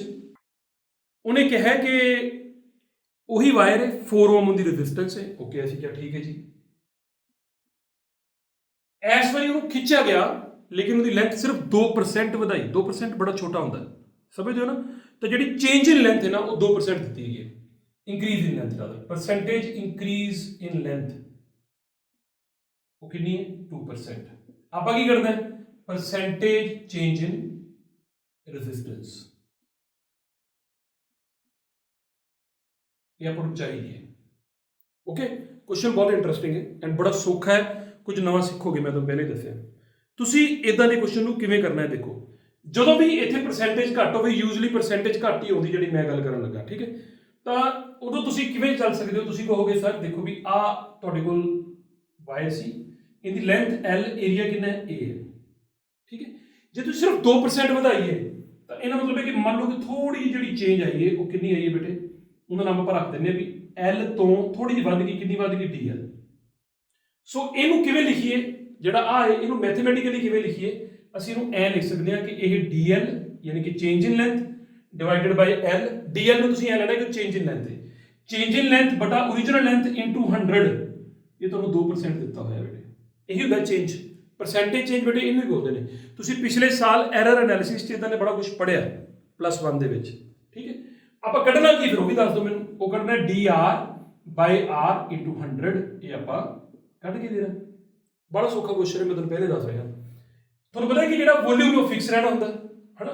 ਵੋਲਿਊਮ ਕਿੰਨਾ ਹੋਊਗਾ ਇਹਦਾ, ਵੋਲਿਊਮ ਹੁੰਦਾ ਹੈ al, ਮੰਨਦੇ ਹੋ ਨਾ। ਇਥੋਂ ਏਰੀਆ ਦੀ ਵੈਲਿਊ ਕਿੰਨੀ ਆ ਗਈ ਬੇਟੇ v/l। ਸਮਝੋਗੇ ਕਿਉਂ ਕੱਢ ਰਹੇ ਹਾਂ, ਆਪੇ ਸਮਝੋਗੇ। ਵੀ ਨੋ ਕਿ r ਜਿਹੜਾ ਹੈ ਉਹ ਬਰਾਬਰ ਹੁੰਦਾ ਹੈ ρl/a, we no this, is that. ਹੁਣ ਸਾਨੂੰ ਪਤਾ ਹੈ ਕਿ ਜਦੋਂ ਤੁਸੀਂ ਤਾਰ ਨੂੰ ਲੰਬਾ ਕਰੋਗੇ ਤਾਂ ਉਹਦੇ ਨਾਲ ਏਰੀਆ ਘਟਦਾ ਹੈ। ਇਹਨਾਂ ਤੋਂ ਆ ਵੀ ਵੇਰੀਏਬਲ ਹੈ, ਆ ਵੀ ਵੇਰੀਏਬਲ ਹੈ, ਇਹਨੇ ਵਧਣਾ ਜੀ ਬੇਟੇ ਤੇ ਇਹਨੇ ਘਟਣਾ ਜੀ। ਤਾਂ ਜਦੋਂ ਇਦਾਂ ਦੀ ਗੱਲ ਹੁੰਦੀ ਹੈ ਆਪਾਂ ਦੋਨਾਂ ਵਿੱਚੋਂ ਇੱਕ ਜਣਾ ਰੱਖ ਲੈਂਦੇ ਆ, ਯਾਨੀ ਕਿ ਚੇਂਜ ਹੋਣ ਵਾਲੀ ਇੱਕੋ ਚੀਜ਼ ਰੱਖ ਲੈਂਦੇ। ਕਿਵੇਂ ਰੱਖਾਂਗੇ, ਮੈਂ ਇੱਥੇ ਲਿਆ ਕੇ ਏਰੀਆ ਵਾਲੀ ਵੈਲਿਊ ਭਰ ਦੇਣਾ, ਭਰਿਓ, ਤੁਹਾਨੂੰ ਸਮਝਾਉਣਾ ਕੀ ਮਤਲਬ ਹੋਏਗਾ ਇਹਦਾ। ਜਿਵੇਂ ਤੁਸੀਂ ਇੱਥੇ a ਦੀ ਆਹ ਵਾਲੀ ਵੈਲਿਊ ਭਰੋਗੇ v/l, ਹੁਣ ਧਿਆਨ ਨਾਲ ਦੇਖੋ ਕਿ r ਜਿਨ੍ਹਾਂ ਤੇ ਡਿਪੈਂਡ ਕਰਦਾ ਉਹਨਾਂ ਚ ਕੌਣ ਬਦਲੇਗਾ। ਆ l ਬੇਟਾ ਜਿਹੜਾ ਨੀਚੇ ਹੁੰਦਾ ਹੈ ਇਹ ਉਲਟ ਕੇ ਉੱਪਰ ਜਾਏਗਾ ਤੇ ਬਣੇਗਾ l² ਡਿਵਾਈਡਡ ਬਾਈ v। ਹੁਣ ਮੈਨੂੰ ਇਹ ਦੱਸੋ ਵੀ ਇਹਨਾਂ ਚ ਕੌਣ ਬਦਲ ਰਿਹਾ ਹੈ, कौन बदल रहे हैं। क्वाइट ऑब्वियस है कि आप फिक्स, मटीरियल फिक्स, यानी कि जो लेंथ बदलेगी तो रेजिस्टेंस बदलेगा। होने के दो ही जने ਜਿਹੜੇ ਬਦਲਣ ਵਾਲੇ ਰਹਿ ਗਏ, ਠੀਕ ਹੈ। ਹੁਣ ਆਂਦੀ ਗੱਲ ਵੀ ਅਸੀਂ ਇਹ ਕਹਿਣਾ ਕਿ ਸਰ ਵੀ ਆਹ ਜਿਹੜੀ ਚੀਜ਼ਾਂ ਨੇ ਕਾਂਸਟੈਂਟ ਨੇ, ਠੀਕ ਹੈ। ਜੇ ਇਹ ਕਾਂਸਟੈਂਟ ਨੇ ਤਾਂ ਤੁਸੀਂ ਹੁਣ ਪਿਛਲੇ ਸਾਲ ਐਰਰ ਐਨਾਲਿਸਿਸ 'ਚ ਪੜਿਆ ਕਿ ਜੇ r l² ਦੇ ਮਤਲਬ ਆ ਦੋ ਵੇਰੀਏਬਲ ਹੋਣ ਤਾਂ ਇਨ ਦਿਸ ਕੇਸ ਜਿਹੜਾ ਰਿਲੇਟਿਵ ਐਰਰ ਹੁੰਦਾ ਸੀ, ਜੇ ਨਹੀਂ ਆ ਤਾਂ ਨੋ ਪ੍ਰੋਬਲਮ ਬੇਟੇ, ਉਹਨੂੰ ਐ ਲਿਖੀਦਾ ਇਥੋਂ dr/r ਕਿੰਨੇ ਬਰਾਬਰ ਹੋਏਗਾ, ਸੁਣ ਲੈ ਨਾ, ਇਹ ਲਿਖੀਦਾ, ਇਹਨੂੰ ਬੋਲੀਦਾ ਰਿਲੇਟਿਵ ਐਰਰ, ਠੀਕ ਹੈ। ਤੁਸੀਂ ਇਹ ਵੈਸੇ ਆਪਣੀ ਉੱਤੇ ਚੇਂਜ ਹੈ, ਨੀਚੇ ਓਰੀਜਨਲ ਹੋ ਗਿਆ, ਇਜ਼ ਇਕੁਅਲ ਟੂ ਕਿੰਨਾ ਹੋਏਗਾ, ਇਹ ਤਾਂ ਬਦਲਦੇ ਨਹੀਂ ਬੇਟੇ। ਇਹਦੇ 'ਚ ਕਿਵੇਂ ਕੱਢੋਗੇ, ਤੁਸੀਂ ਕੀ ਕਰੋਗੇ ਕਿ ਪਾਵਰ ਅੱਗੇ ਲਿਆਓਗੇ, ਠੀਕ ਹੈ, ਪਾਵਰ ਅੱਗੇ ਲਿਆਓਗੇ 2 ਟਾਈਮਸ dl/l। ਸਮਝ ਆ ਗਈ, ਬਹੁਤ ਸੌਖਾ ਯਾਰ। ਪਾਵਰ ਅੱਗੇ ਆਈ 2 ਟਾਈਮਸ dl/l। ਹੁਣ ਦੋਨਾਂ ਪਾਸੇ ਇਨਟੂ 100 ਕਰ ਦੋ ਬੇਟੇ, ਕਰ ਸਕਦੇ ਨਾ ਇਕੁਏਸ਼ਨ 'ਚ। ਜਦੋਂ ਦੋਨਾਂ ਪਾਸੇ ਇਨਟੂ 100 ਕੀਤਾ, ਕਿਉਂ ਕੀਤਾ, ਆ ਮੈਨੂੰ ਚਾਹੀਦਾ ਸੀ, ਆ ਚਾਹੀਦਾ, ਆ ਮੇਰੇ ਕੋਲ ਹੈਗਾ, ਇਹਦੀ ਵੈਲਿਊ ਮੈਂ ਭਰ ਸਕਦਾ, ਤਾਂ ਮੈਂ ਦੋਨਾਂ ਪਾਸੇ ਕੀਤਾ ਤੇ ਕਿੰਨਾ ਆਏਗਾ 2 × 2 ਯਾਨੀ ਕਿ ਕਿੰਨਾ ਆ ਗਿਆ 4%। ਇਹ ਆਨਸਰ ਆ ਗਿਆ। ਯਾਨੀ ਕਿ ਜੇ ਤੁਸੀਂ ਹੁਣ ਉਂਝ ਦਿਮਾਗ ਲਾਈਏ, ਜੇ ਆਪਾਂ ਕਿਸੇ ਤਾਰ ਨੂੰ ਖਿੱਚ ਕੇ 2% ਲੰਬਾ ਕਰਾਂਗੇ ਤਾਂ 2% ਪਤਲੀ ਵੀ ਹੋ ਜਾਂਦੀ ਹੈ। ਜੇ ਤੁਸੀਂ ਪਿਛਲੇ ਨੂਮੈਰੀਕਲਾਂ 'ਚ ਦੇਖਿਆ ਹੋਵੇ ਤਾਂ ਇਦਾਂ ਦਾ ਹੀ ਚੱਲਦਾ ਰਿਹਾ ਕੰਮ ਦੋਨਾਂ ਨੂਮੈਰੀਕਲਾਂ 'ਚ, ਠੀਕ ਹੈ। ਸੋ ਇਹਦੇ 'ਚ ਜਿਹੜੀ ਪਰਸੈਂਟੇਜ ਚੇਂਜ ਆ ਗਈ ਉਹ ਕਿੰਨੇ ਪਰਸੈਂਟ ਆ ਗਈ 4%। ਬਟ ਜਿਹੜੇ ਇਦੋਂ ਪਿਛਲੇ ਦੋਨੇ ਕੁਐਸਚਨ ਸੀ ਉਹਨਾਂ ਵਿੱਚ ਇਵੇਂ ਨਹੀਂ ਕਰਨਾ, ਠੀਕ ਹੈ। ਇਹ ਸਿਰਫ ਉਦੋਂ ਰੂਲ ਐਪਲੀਕੇਬਲ ਹੈ ਜਦੋਂ ਚੇਂਜਸ ਥੋੜੀਆਂ ਹੋਣ, ਜਿਵੇਂ 10% ਤੋਂ ਘੱਟ ਤੇ ਲਾ ਲਿਆ ਕਰੋ। ਅਦਰਵਾਈਜ਼ ਜਦੋਂ ਚੇਂਜ ਜ਼ਿਆਦਾ ਆਵੇ, ਜਿਵੇਂ ਡਬਲ ਕਰਤੀ, ਟ੍ਰਿਪਲ ਕਰਤੀ, ਫਿਰ ਇਹ ਵਾਲਾ ਫਾਰਮੂਲਾ ਨਹੀਂ ਲਾਉਣਾ। ਉਹਨੂੰ ਕਿਵੇਂ ਕਰ ਸਕਦੇ ਹੋ, ਮੈਨੂੰ ਜੇ ਤੁਸੀਂ ਕਰਕੇ ਦੇ ਸਕੋ ਤਾਂ ਕਮੈਂਟ ਬਾਕਸ ਦਾ ਆਨਸਰ ਦੇਣਾ ਵੀ ਜਦੋਂ ਆਪਾਂ ਲੈਂਥ ਨੂੰ ਡਬਲ ਕਰ ਦਿੰਦੇ ਆ ਤਾਂ ਰੈਜ਼ਿਸਟੈਂਸ ਕਿੰਨੇ % ਬਦਲੀ, ਇਹ ਤੁਸੀਂ ਦੱਸਣਾ। ਬੜਾ ਸੌਖਾ ਹੈ, ਤੁਹਾਡੇ ਕੋਲ ਐਂਡ ਤੇ ਆਨਸਰ ਆਇਆ ਹੋਇਆ, ਠੀਕ ਹੈ। ਸੋ ਇਹ ਬੇਟੇ ਇਹ ਕੁਐਸਚਨ ਹੋ ਗਿਆ। ਜਿਹੜਾ ਨੈਕਸਟ ਕੁਐਸਚਨ ਤੁਸੀਂ ਦੇਖ ਰਹੇ ਹੋ ਨੇ, ਬੜਾ ਇੰਟਰਸਟਿੰਗ ਕੁਐਸਚਨ ਹੈ ਐਂਡ ਇਹ ਫਿਰ ਸਾਨੂੰ ਕੁਝ ਨਾ ਕੁਝ ਸਿਖਾ ਕੇ ਜਾਏਗਾ, ਠੀਕ ਹੈ। ਇਹਦੇ ਲਈ ਤੁਸੀਂ ਇਦਾਂ ਸੋਚ ਲਓ ਕਿ ਆਪਣੇ ਕੋਲ ਜਿੱਦਾਂ ਆਹ ਇੱਕ ਬਲੌਕ ਹੈ ਵੀਰੇ, ਐਂਡ ਤੁਸੀਂ ਡਾਇਗਰਾਮ 'ਚ ਇਦਾਂ ਦਾ ਬਲੌਕ ਦੇਖ ਸਕਦੇ ਹੋ। ਹੁਣ ਇਸ ਬਲੌਕ ਤੇ ਜੇ ਆਪਾਂ ਇਹਨੂੰ ਇਦਾਂ ਯੂਜ਼ ਕਰੀਏ, ਮਤਲਬ ਇਹਦੀ ਰੈਜ਼ਿਸਟੈਂਸ ਫਿਕਸ ਹੈ, ਯਾਨੀ ਕਿ ਇਹਦੀ ਲੈਂਥ ਬ੍ਰੈਡਥ ਹਾਈਟ ਤਾਂ ਅਲੱਗ-ਅਲੱਗ ਹੋਏਗੀ। ਇਹਦੀ ਰੈਜ਼ਿਸਟੈਂਸ ਫਿਕਸ ਹੈ ਜਾਂ ਵੇਰੀਏਬਲ ਟਾਈਪ ਹੈ, ਮਤਲਬ ਇਹਦੀ ਰੈਜ਼ਿਸਟੈਂਸ ਕੀ ਰਹੇਗੀ ਜੇ ਆਪਾਂ ਇੱਕ ਟੈਂਪਰੇਚਰ ਦੇ ਨੋਟ ਕਰੀਏ ਤਾਂ ਇੱਥੇ ਤੁਸੀਂ ਇੱਕ ਵਧੀਆ ਗੱਲ ਸਿੱਖਣ ਜਾ ਰਹੇ ਹੋ, ਠੀਕ ਹੈ। ਧਿਆਨ ਰੱਖਣਾ, ਡਾਇਗਰਾਮ ਬਣਾ ਰਿਹਾ ਬੇਟੇ ਕਿ ਆਪਣੇ ਕੋਲ ਇੱਕ ਕਿਊਬੋਇਡ ਗਿਵਨ ਹੈ, ਇਹਦੀ ਜਿਹੜੀ ਲੈਂਥ ਹੈ L ਹੈ, ਬ੍ਰੈਡਥ B ਹੈ ਤੇ ਹਾਈਟ ਕਿੰਨੀ ਹੈ H। ਸੋ ਪਹਿਲਾ ਕੇਸ ਆਪਾਂ ਨੂੰ ਕੀ ਗਿਵਨ ਹੈ ਕਿ ਤਾਰ ਕਰੰਟ ਜਿਹੜਾ ਇਹ ਬਲੌਕ ਨੂੰ ਲਾਇਆ ਇਦਾਂ ਕਿ ਕਰੰਟ ਇਧਰੋਂ ਵੜਦਾ ਤੇ ਇਧਰੋਂ ਬਾਹਰ ਆ ਜਾਂਦਾ, ਯਾਨੀ ਕਿ ਬੈਟਰੀ ਲਾਈ ਐਵੇਂ ਹੈ ਕਿ ਕਰੰਟ ਐ ਜਾਂਦਾ ਐ ਚਲਾ ਜਾਂਦਾ ਅੱਗੇ ਨੂੰ, ਓਕੇ। ਆਪਾਂ ਇਹਦੀ ਰੈਜ਼ਿਸਟੈਂਸ ਫਾਈਂਡ ਆਊਟ ਕਰਨੀ ਹੈ, ਠੀਕ ਹੈ। ਇਸ ਮਟੀਰੀਅਲ ਦੀ ਜਿਹੜੀ ਰੈਜ਼ਿਸਟਿਵਿਟੀ ਉਹ ਕਿੰਨੀ ਹੈ, ਰੋ ਹੈ LBH ਤੁਹਾਨੂੰ ਦਿੱਤਾ ਹੋਇਆ, ਰੈਜ਼ਿਸਟੈਂਸ ਫਾਈਂਡ ਆਊਟ ਕਰਨੀ ਹੈ। ਸੋ ਬੜਾ ਸੌਖਾ ਹੈ, ਬੜੀ ਜਲਦੀ ਖਤਮ ਹੋਣ ਵਾਲਾ ਕੁਐਸਚਨ ਹੈ। ਰੈਜ਼ਿਸਟੈਂਸ ਦਾ ਕੀ ਫਾਰਮੂਲਾ ਹੁੰਦਾ ਬੇਟੇ, ਰੈਜ਼ਿਸਟੈਂਸ ਦਾ ਫਾਰਮੂਲਾ ਹੁੰਦਾ, ਮੈਂ ਇਹਦਾ ਨਾਮ R1 ਰੱਖਦਾ, ਤਾਂ ਰੈਜ਼ਿਸਟੈਂਸ ਹੋਏਗੀ ਰੋ, ਇਹ ਪਹਿਲਾ ਕੇਸ ਆ ਵਾਲਾ। ਇੱਥੇ ਕੀ ਆਏਗੀ ਲੈਂਥ, ਹੁਣ ਲੈਂਥ ਕਿਹੜੀ ਲੈਣੀ ਹੈ, ਇਹ ਇੱਥੋਂ ਲੈ ਕੇ ਇੱਥੋਂ ਤੱਕ ਕਿੰਨੀ ਲੈਂਥ ਬਣੀ L, ਰਾਈਟ। ਮੰਨ ਲਈ ਗੱਲ। ਨੀਚੇ ਕੀ ਆਉਂਦਾ ਹੁੰਦਾ ਏਰੀਆ, ਹੁਣ ਏਰੀਆ ਕਿਹੜਾ ਲੈਣਾ ਹੁੰਦਾ ਬੇਟੇ, ਆ ਵਾਲਾ, ਆ ਜਿਹੜਾ ਕ੍ਰੋਸ ਸੈਕਸ਼ਨਲ ਏਰੀਆ ਜਿਹੜਾ ਸਾਹਮਣੇ ਮਿਲਦਾ, ਸਮਝਦੇ ਨਾ। ਜਦੋਂ ਆਪਾਂ ਐ ਲਾਵਾਂਗੇ ਤਾਂ ਆ ਵਾਲਾ ਏਰੀਆ, ਆ ਵਾਲਾ। ਹੁਣ ਇਹ ਕਿੰਨਾ ਹੋਊਗਾ ਬੇਟੇ, ਆ L ਹੈ ਬੇਟੇ, ਆ B ਹੈ ਤੇ ਆ H ਹੈ, ਤੇ ਆ ਏਰੀਆ ਕਿੰਨਾ ਬਣੂਗਾ, ਜੇ ਆ B ਹੈ ਤੇ ਆਹ H ਹੈ ਤਾਂ ਇਹ ਬਣੂਗਾ BH, ਹੈਨਾ। ਇਹਦਾ ਮਤਲਬ ਇਹ ਹੋ ਗਿਆ ਕਿ ਨੀਚੇ ਕਿੰਨਾ ਏਰੀਆ ਆਊਗਾ BH। ਸੋ ਇਹ ਆਪਣੇ ਪਹਿਲੇ ਕੁਐਸਚਨ ਦਾ ਆਨਸਰ ਆ ਗਿਆ, ਠੀਕ ਹੈ ਪਹਿਲਾ। ਹੁਣ ਦੂਜਾ ਕੇਸ ਕੀ ਬਣਾਇਆ ਹੋਇਆ ਕਿ ਕਰੰਟ ਜਿਹੜਾ ਉਹ ਐ ਗਿਆ ਜੀ, ਐ ਚਲਾ ਗਿਆ, ਚਾਹੇ ਉਲਟਾ ਚਲਾ ਜਾਵੇ ਨੋ ਪ੍ਰੋਬਲਮ, ਵੀ ਕਰੰਟ ਐ ਗਿਆ ਤੇ ਇਧਰ ਨੂੰ ਚਲਾ ਗਿਆ। ਹੁਣ ਕਹਿੰਦਾ ਦੱਸੋ ਕਿੰਨੀ ਰੈਜ਼ਿਸਟੈਂਸ ਹੋਏਗੀ, ਅਸੀਂ ਕਿ ਕੋਈ ਗੱਲ ਨਹੀਂ, ਸਵਾਲ ਹੈ। ਰੈਜ਼ਿਸਟੈਂਸ ਦਾ ਫਾਰਮੂਲਾ ਕੀ ਹੈ, ਰੈਜ਼ਿਸਟਿਵਿਟੀ ਉਹ ਤਾਂ ਉਹੀ ਰਹਿਣੀ, ਮਟੀਰੀਅਲ ਦੀ ਥੋੜੀ ਚੇਂਜ ਹੋਣੀ। ਹੁਣ ਇਸ ਵਾਰ ਕਰੰਟ ਐ ਚੱਲ ਰਿਹਾ ਹੈ ਤਾਂ ਜਿਹੜੀ ਲੈਂਥ ਹੈ ਉਹ ਆ ਬਣ ਜਾਏਗੀ ਬੇਟੇ, ਆ ਵਾਲੀ, ਯਾਨੀ ਕਿ ਕੀ ਬਣੇਗੀ H। ਮੇਰੀ ਗੱਲ ਸਮਝੇ, ਜਦੋਂ ਕਰੰਟ ਐ ਤੋਂ ਐ ਜਾ ਰਿਹਾ ਤੇ ਲੰਬਾਈ ਦਾ ਕੰਮ ਕੌਣ ਕਰੇਗਾ, H ਸਾਡਾ, ਆ ਵਾਲਾ, ਆ ਵਾਲਾ। ਤੇ ਏਰੀਆ ਦਾ ਕੰਮ ਕੌਣ ਕਰੇਗਾ ਬੇਟੇ, ਉਹ ਆ ਵਾਲੀ ਰੈਕਟੈਂਗਲ, ਕ੍ਰੋਸ ਸੈਕਸ਼ਨ ਆ ਬਣੇਗਾ। ਇਹਦਾ ਏਰੀਆ ਕਿੰਨਾ ਬਣੂਗਾ, ਇਹ ਕੌਣ ਹੈ, ਇੱਕ ਰੈਕਟੈਂਗਲ ਹੈ, ਹਨਾ, ਸਮਝਦੇ ਹੋ।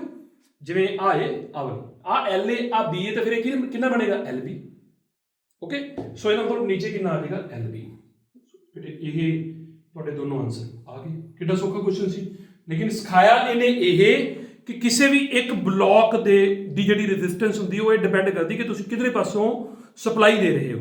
Is that okay. So next question ਵੱਲ ਚਲੀਏ। ਨੈਕਸਟ ਕੁਐਸਚਨ ਅਗੇਨ ਬਹੁਤ ਸੌਖਾ ਹੈ ਕਿ ਤੁਹਾਡੇ ਕੋਲ ਆਹ ਇੱਕ ਹੋਲੋ ਪਾਈਪ ਟਾਈਪ ਹੈ, ਅੰਦਰੋਂ ਹੋਲੋ ਹੈ ਕੰਡਕਟਰ,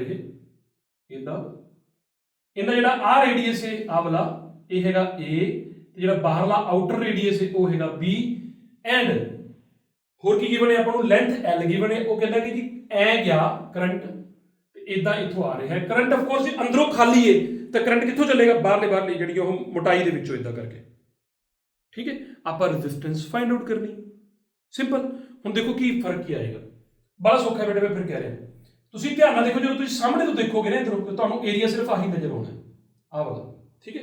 ਸਮਝਦੇ ਹੋ ਨਾ, ਜਦੋਂ ਆਪਾਂ ਕਿਸੇ ਵੀ ਪਾਈਪ ਨੂੰ ਦੇਖਾਂਗੇ ਤਾਂ ਆਪਾਂ ਨੂੰ ਬੇਟੇ ਏਰੀਆ ਤਾਂ ਆਹੀ ਨਜ਼ਰ ਆਉਣਾ ਨਾ ਯਾਰ, ਆਹ ਵਾਲਾ, ਹੈਨਾ। ਹੁਣ ਇਹ ਏਰੀਆ ਕਿੰਨਾ ਹੈ, ਯਾਨੀ ਕਿ ਟੋਟਲ ਸਰਕਲ ਦੇ ਏਰੀਆ ਵਿੱਚੋਂ ਇੰਨੀ ਜਗ੍ਹਾ ਨਹੀਂ ਹੈਗੀ। ਟੋਟਲ ਜੇ ਆਪਾਂ ਪੂਰੇ ਦਾ ਰੇਡੀਅਸ ਦੇਖੀਏ ਤਾਂ ਕਿੰਨਾ ਬੇਟੇ ਆਪਣੇ ਕੋਲ A, ਅੰਦਰਲੇ ਦਾ ਕਿੰਨਾ B। ਹੁਣ ਜੇ ਪੂਰਾ ਸਰਕਲ ਹੁੰਦਾ ਤਾਂ ਉਹਦਾ ਏਰੀਆ ਹੁੰਦਾ ਬੇਟੇ pi A square, pi into radius ਦਾ ਸਕੁਅਰ, ਵਿੱਚੋਂ ਕਿੰਨਾ ਮਾਈਨਸ ਕਰ ਦੋਗੇ, ਅੰਦਰ ਵਾਲਾ ਮਾਈਨਸ ਕਰ ਦੋਗੇ, ਪਾਈ B ਸਕੁਅਰ। ਇਹ ਸਾਡਾ ਏਰੀਆ ਹੈ ਬੇਟੇ ਇਸ ਵਾਰ। Is that okay. ਬਾਕੀ ਦਾ ਸੌਖਾ ਹੀ ਵਾਲਾ ਕਿ ਰੈਜ਼ਿਸਟੈਂਸ ਕਿੰਨੇ ਬਰਾਬਰ ਹੋਏਗੀ, ਰੋ L divided by area, area कितना आएगा अबे पाई कॉमन कट लिए अंदर कितना a square minus b square. लो जी कहानी खत्म हुई। तो दोनों क्वेश्चन ਤੁਸੀਂ ਇਹ ਕਹੋਗੇ ਬਹੁਤ ਸੌਖੇ ਸੀ ਹੈ ਨਾ, ਬਟ ਸਿਖਾਇਆ ਇਹੀ ਕਿ ਆਪਾਂ ਨੂੰ ਕ੍ਰੋਸ ਸੈਕਸ਼ਨ ਦੀ ਸਮਝ ਹੋਣੀ ਚਾਹੀਦੀ ਦੋਨਾਂ ਕੁਐਸਚਨਾਂ 'ਚ ਆਪਾਂ ਇਹੀ ਗੱਲਾਂ ਸਿੱਖੀਆਂ। Is that okay? ਲੋ ਪੁੱਤਰੋ ਅਗਲੇ ਟੌਪਿਕ ਵੱਲ ਤੁਰਾਂਗੇ। ਮੈਂ ਲਿਖ ਕੇ ਪਹਿਲਾਂ ਰੱਖ ਲਿਆ, ਟਾਈਮ ਸੇਵ ਕਰੀਏ ਐਂਡ ਬਹੁਤ ਇੰਟਰਸਟਿੰਗ ਤੇ ਬਹੁਤ ਕੰਮ ਆਉਣ ਵਾਲੀਆਂ ਗੱਲਾਂ ਨੇ ਜਿਹੜੀਆਂ ਆਪਾਂ ਕਰਾਂਗੇ। ਠੀਕ ਹੈ, ਇਹ ਫਾਰਮੂਲੇ ਆਪਾਂ ਪਹਿਲਾਂ ਡਰਾਈਵ ਕਰਤੇ ਸੀ ਪਿਛਲੇ ਲੈਕਚਰ ਦੇ ਲਾਸਟ ਤੇ ਆਪਾਂ ਇਹ ਵਾਲਾ ਫਾਰਮੂਲਾ ਜਿਹੜਾ ਇਹ ਡਰਾਈਵ ਕੀਤਾ ਸੀਗਾ ਐਂਡ ਇਹਦੇ ਤੋਂ ਮੈਂ ਆਹ ਰਿਜ਼ਲਟ ਬਣਾਇਆ ਸੀ। ਤੁਹਾਨੂੰ ਥੋੜਾ ਜਿਹਾ ਇਹਦੇ ਬਾਰੇ ਦੱਸਦਾ ਕਿ ਅਲਫਾ ਜਿਹੜਾ ਉਹ ਟੈਂਪਰੇਚਰ ਕੋਫੀਸ਼ੀਐਂਟ ਆਫ ਰੈਜ਼ਿਸਟੈਂਸ ਹੈ। ਤੁਸੀਂ ਇਹਨੂੰ ਬਹੁਤ ਅੱਛੇ ਤਰੀਕੇ ਨਾਲ ਪੜ੍ਹਨਾ ਹੈ। ਠੀਕ ਹੈ, ਐਂਡ ਅਲਫਾ ਦੀ ਜਦੋਂ ਇੱਥੋਂ ਵੈਲਿਊ ਕੱਢਾਂਗੇ ਆਪਾਂ ਉਹ ਇੰਨੀ ਆ ਜਾਂਦੀ ਹੈ। ਇੱਥੇ ਆਰਟੀ ਕੀ ਸੀਗਾ? ਆਰਟੀ ਸੀਗਾ T ਟੈਂਪਰੇਚਰ ਤੇ ਕਿੰਨੀ ਰੈਜ਼ਿਸਟੈਂਸ ਹੈ, ਤੇ ਆਰ ਨੋਟ ਕੀ ਹੈ 0 ਡਿਗਰੀ ਸੈਲਸੀਅਸ ਤੇ ਕਿੰਨੀ ਰੈਜ਼ਿਸਟੈਂਸ ਹੈ। ਸੋ ਇਹਨੂੰ ਆਪਾਂ ਅਲਫਾ ਬੋਲੀਦਾ। ਅਲਫੇ ਦੇ ਵਿੱਚ ਹਮੇਸ਼ਾ ਯਾਦ ਰੱਖੋ ਕਿ ਸਭ ਤੋਂ ਇੰਪੋਰਟੈਂਟ ਗੱਲ ਪਤਾ ਕੀ ਹੈ, ਜਦੋਂ ਵੀ ਅਲਫੇ ਦੀ ਵੈਲਿਊ ਲਿਖੀ ਹੋਵੇ ਜੇ ਇੱਥੇ ਆਰ ਨੋਟ ਹੈ ਤਾਂ ਫਿਰ ਇਹਨੂੰ ਆਪਾਂ ਅਲਫਾ ਬੋਲਣਾ। ਯਾਨੀ ਕਿ ਜੇ ਤੁਸੀਂ ਚੇਂਜ ਰੈਜ਼ਿਸਟੈਂਸ ਦੇ ਵਿੱਚ ਕਦੋਂ ਕੱਢੋ, ਜਦੋਂ ਓਰੀਜਨਲੀ ਤੁਹਾਡੀ ਰੈਜ਼ਿਸਟੈਂਸ ਪਹਿਲਾਂ 0 ਡਿਗਰੀ ਸੈਲਸੀਅਸ ਹੋਵੇ, ਫਿਰ ਇਹਨੂੰ ਆਪਾਂ ਅਲਫਾ ਬੋਲਣਾ ਹੈ। ਅਦਰਵਾਈਜ਼ ਜੇਕਰ ਕਿਤੇ ਤੁਹਾਨੂੰ ਇਦਾਂ ਲਿਖਿਆ ਮਿਲ ਜਾਵੇ ਜਿਵੇਂ ਤੁਹਾਨੂੰ ਬੁੱਕਸ 'ਚ ਮਿਲੇਗਾ ਕਿਤੇ ਇਹ ਆ ਵਾਲਾ, ਮੈਂ ਬੋਲ ਦੇਣਾ ਇਹਨੂੰ, ਸੁਣੋ ਇਹਨੂੰ ਕੀ ਬੋਲੋਗੇ ਉਤਲੇ ਨੂੰ? ਇਹ ਤੁਹਾਡੀ ਇਨੀਸ਼ੀਅਲ ਰੈਜ਼ਿਸਟੈਂਸ ਹੈ ਕਿਹੜੇ ਟੈਂਪਰੇਚਰ ਤੇ T1 ਤੇ। ਸੋ R1 ਰੈਜ਼ਿਸਟੈਂਸ ਹੈ T1 ਟੈਂਪਰੇਚਰ ਤੇ, R2 ਰੈਜ਼ਿਸਟੈਂਸ ਹੈ T2 ਟੈਂਪਰੇਚਰ ਤੇ। ਤਾਂ ਫਿਰ ਜਦੋਂ ਇਹਨਾਂ ਵਿੱਚੋਂ 0 ਡਿਗਰੀ ਸੈਲਸੀਅਸ ਵਾਲਾ ਟੈਂਪਰੇਚਰ ਨਾ ਹੋਵੇ ਕੋਈ, ਫਿਰ ਜਿਹੜੀ ਵੈਲਿਊ ਆਉਂਦੀ ਇਹ ਵਾਲੀ, ਇਹਨੂੰ ਅਸੀਂ ਬੋਲੇ ਅਲਫਾ ਐਵਰੇਜ। ਇਹ ਐਵਰੇਜ ਵੈਲਿਊ ਹੈ ਅਲਫਾ ਦੀ ਇਸ ਟੈਂਪਰੇਚਰ ਰੇਂਜ ਵਾਸਤੇ। ਠੀਕ ਹੈ, ਇਹ ਧਿਆਨ ਚ ਰੱਖਿਓ। ਵੈਸੇ ਮੈਂ ਨੂਮੈਰੀਕਲ ਕਰਾਵਾਂਗਾ, ਤੁਹਾਨੂੰ ਆਪੇ ਕਲੀਅਰ ਹੋ ਜਾਏਗਾ, ਬਟ ਇਹਨੂੰ ਯਾਦ ਰੱਖਣਾ। ਇਹ ਕੀ ਸਮਝਾਉਂਦਾ ਹੈ? ਇਹ ਇਹੀ ਸਮਝਾਉਂਦਾ ਹੈ ਕਿ ਕਿਹੜੇ ਕੋਈ ਮਟੀਰੀਅਲ ਜਿਹੜੇ ਨੇ ਟੈਂਪਰੇਚਰ ਦੇ ਚੇਂਜ ਨਾਲ ਕਿਵੇਂ ਬਿਹੇਵ ਕਰਦੇ ਨੇ। Is that okay? ਸੋ ਸ਼ੁਰੂ ਕਰਾਂਗੇ। ਬਹੁਤ ਇੰਟਰਸਟਿੰਗ ਗੱਲਾਂ ਨੇ। ਠੀਕ, ਆਰਾਮ ਨਾਲ ਸਹਿਜੇ ਸਹਿਜੇ ਕੰਮ ਹੋ ਜਾਣਾ ਸਾਰਾ। ਪਹਿਲਾਂ ਗੱਲ ਕਰਦੇ ਕੰਡਕਟਰਾਂ ਦੀ। ਠੀਕ ਹੈ, ਮੈਂ ਇਹਦੇ ਨਾਲੋਂ ਜ਼ਿਆਦਾ ਵਧੀਆ ਇਹਦੇ ਵੱਲ ਧਿਆਨ ਦਾਂਗਾ ਕਿਉਂਕਿ ਇਹ ਮਟੀਰੀਅਲ ਦੀ ਪ੍ਰੋਪਰਟੀ ਹੈ। ਹੁਣ ਜੇ ਆਪਾਂ ਧਿਆਨ ਨਾਲ ਦੇਖੀਏ ਕਿਸੇ ਵੀ ਕੰਡਕਟਰ ਵਾਸਤੇ ਵੀ ਨਾ ਜਿਹੜਾ ਇਲੈਕਟ੍ਰੋਨ ਦਾ ਮਾਸ ਹੈ ਫਿਕਸ, ਇਲੈਕਟ੍ਰੋਨ ਤੇ ਚਾਰਜ ਫਿਕਸ। ਇਹਦਾ ਮਤਲਬ ਜਿਹੜੀ ਰੈਜ਼ਿਸਟਿਵਿਟੀ ਹੈ ਉਹ ਪ੍ਰਪੋਰਸ਼ਨਲ ਕਿਹਦੇ ਹੋਗੀ ਬੇਟੇ? 1/n ਟਾਊ ਦੇ। If you remember all the discussion ਜਿਹੜੀ ਆਪਾਂ ਅੱਗੇ ਕੀਤੀ ਹੈ ਤਾਂ ਤੁਹਾਨੂੰ ਪਤਾ ਹੋਣਾ ਕਿ ਕੰਡਕਟਰਾਂ ਦੇ ਕੇਸ ਵਿੱਚ ਜਿਹੜਾ n ਹੈ ਨਾ ਉਹ ਜਿਹੜਾ ਉਹਦਾ ਆਰਡਰ ਹੁੰਦਾ ਨਾ ਉਹ 10⁻29 ਪਰ ਮੀਟਰ ਕਿਊਬ ਹੁੰਦਾ। ਠੀਕ ਹੈ, ਹੁਣ ਕਈ ਵਾਰ ਇੱਕ ਸੌਖੇ ਤੋਂ ਸੌਖਾ ਕੁਐਸਚਨ ਕੀ ਪੁੱਛਿਆ ਜਾ ਸਕਦਾ ਹੈ ਕਿ ਤੁਹਾਨੂੰ ਇਹ ਪੁੱਛੇਗਾ ਕਿ ਨੰਬਰ ਡੈਂਸਿਟੀ ਦਾ ਡਾਇਮੈਂਸ਼ਨਲ ਫਾਰਮੂਲਾ ਕੀ ਹੁੰਦਾ। ਪੁੱਛ ਸਕਦੇ ਨੇ ਯਾਰ, ਇੱਕ ਨੰਬਰ 'ਚ ਆ ਸਕਦਾ ਹੈ। ਤਾਂ ਜੇ ਨੰਬਰ ਡੈਂਸਿਟੀ ਦਾ ਡਾਇਮੈਂਸ਼ਨਲ ਫਾਰਮੂਲਾ ਪੁੱਛੋ ਤਾਂ ਇਹਦਾ ਕੀ ਬਣੇਗਾ? ਇਹ ਲੈਂਥ ਹੈ, ਲੈਂਥ ਦੀ ਪਾਵਰ ਕਿੰਨੀ ਹੈ? -3। ਸਿੰਪਲ। ਸੋ ਵੈਸੇ ਤੁਹਾਨੂੰ ਦੱਸਿਆ, ਧਿਆਨ 'ਚ ਰੱਖਿਆ ਕਰੋ ਇਹਨਾਂ ਛੋਟੀ ਛੋਟੀਆਂ ਗੱਲਾਂ ਨੂੰ। ਓਕੇ, ਹੁਣ ਧਿਆਨ ਨਾਲ ਸੁਣਿਓ। ਜਦੋਂ ਅਸੀਂ ਟੈਂਪਰੇਚਰ ਨੂੰ ਵਧਾਉਂਦੇ ਆ ਤਾਂ ਕੰਡਕਟਰ ਕਿਵੇਂ ਬਿਹੇਵ ਕਰਦੇ ਨੇ ਉਹਦੇ ਬਾਰੇ ਗੱਲ ਕਰਨੀ। ਇਹ ਵੀ ਵੈਲਿਊ ਤੇ ਉਹ ਅਲਫੇ ਦੀ ਵੈਲਿਊ ਦੋਨਾਂ ਬਾਰੇ ਡਿਸਕਸ ਕਰਨਾ। ਜਦੋਂ ਅਸੀਂ ਟੈਂਪਰੇਚਰ ਵਧਾਉਂਦੇ ਆ ਤਾਂ ਟੈਂਪਰੇਚਰ ਵਧਾਉਣ ਦੇ ਨਾਲ ਕੀ ਹੋਏਗਾ? ਇਹਨਾਂ ਦੋਹਾਂ ਫੈਕਟਰਾਂ ਦੀ ਗੱਲ ਕਰੋ ਪਹਿਲਾਂ ਤਾਂ। ਜਦੋਂ ਤੁਸੀਂ ਟੈਂਪਰੇਚਰ ਵਧਾਓਗੇ ਤਾਂ ਉਹਦੇ ਨਾਲ ਕੀ ਹੋਊਗਾ? ਇਹ ਨੰਬਰ ਡੈਂਸਿਟੀ ਕੀ ਹੈ? ਨੰਬਰ ਆਫ ਇਲੈਕਟ੍ਰੋਨਸ ਪਰ ਯੂਨਿਟ ਵੋਲਿਊਮ। ਕੁਆਇਟ ਆਬਵੀਅਸ ਹੈ ਕਿ ਜਦੋਂ ਟੈਂਪਰੇਚਰ ਵਧਾਵਾਂਗੇ ਤਾਂ ਜ਼ਿਆਦਾ ਇਲੈਕਟ੍ਰੋਨਸ ਫ੍ਰੀ ਹੋਣਗੇ। ਮੈਂ ਮੰਨਦਾ ਉਹ ਆਪਦੇ ਰਿਸਪੈਕਟਿਵ ਐਟਮ ਨੂੰ ਛੱਡ ਕੇ ਬਾਹਰ ਆਉਣ ਦੀ ਕੋਸ਼ਿਸ਼ ਕਰਨਗੇ, ਪਰ ਬੱਚੇ ਇਹ ਨੰਬਰ ਪਹਿਲਾਂ ਹੀ ਇੰਨਾ ਹਾਈ ਹੈ। ਦੇਖੋ 10⁻29 ਹੈ। ਹੁਣ 10⁻29 ਦਾ ਮਤਲਬ ਸਮਝਦੇ ਇੱਕ ਪਿੱਛੇ 29 ਜ਼ੀਰੋ ਹੈ ਨਾ। ਮੰਨ ਲਓ ਕਿ ਕੋਈ 10 ਲੱਖ, ਇੱਕ ਦੇ ਪਿੱਛੇ 29 ਜ਼ੀਰੋ ਨੇ। 10 ਲੱਖ, 15 ਲੱਖ, 20 ਲੱਖ, 1 ਕਰੋੜ, ਇੱਕ ਦੇ ਪਿੱਛੇ ਜੇ 29 ਜ਼ੀਰੋ ਹੋਣ ਤੇ ਜੇ ਤੁਸੀਂ 1 ਕਰੋੜ ਵਿੱਚ ਜੋੜ ਵੀ ਦਿਓਗੇ ਨਾ ਤਾਂ ਇਹਨੂੰ ਕੋਈ ਫਰਕ ਨਹੀਂ ਪੈਣਾ।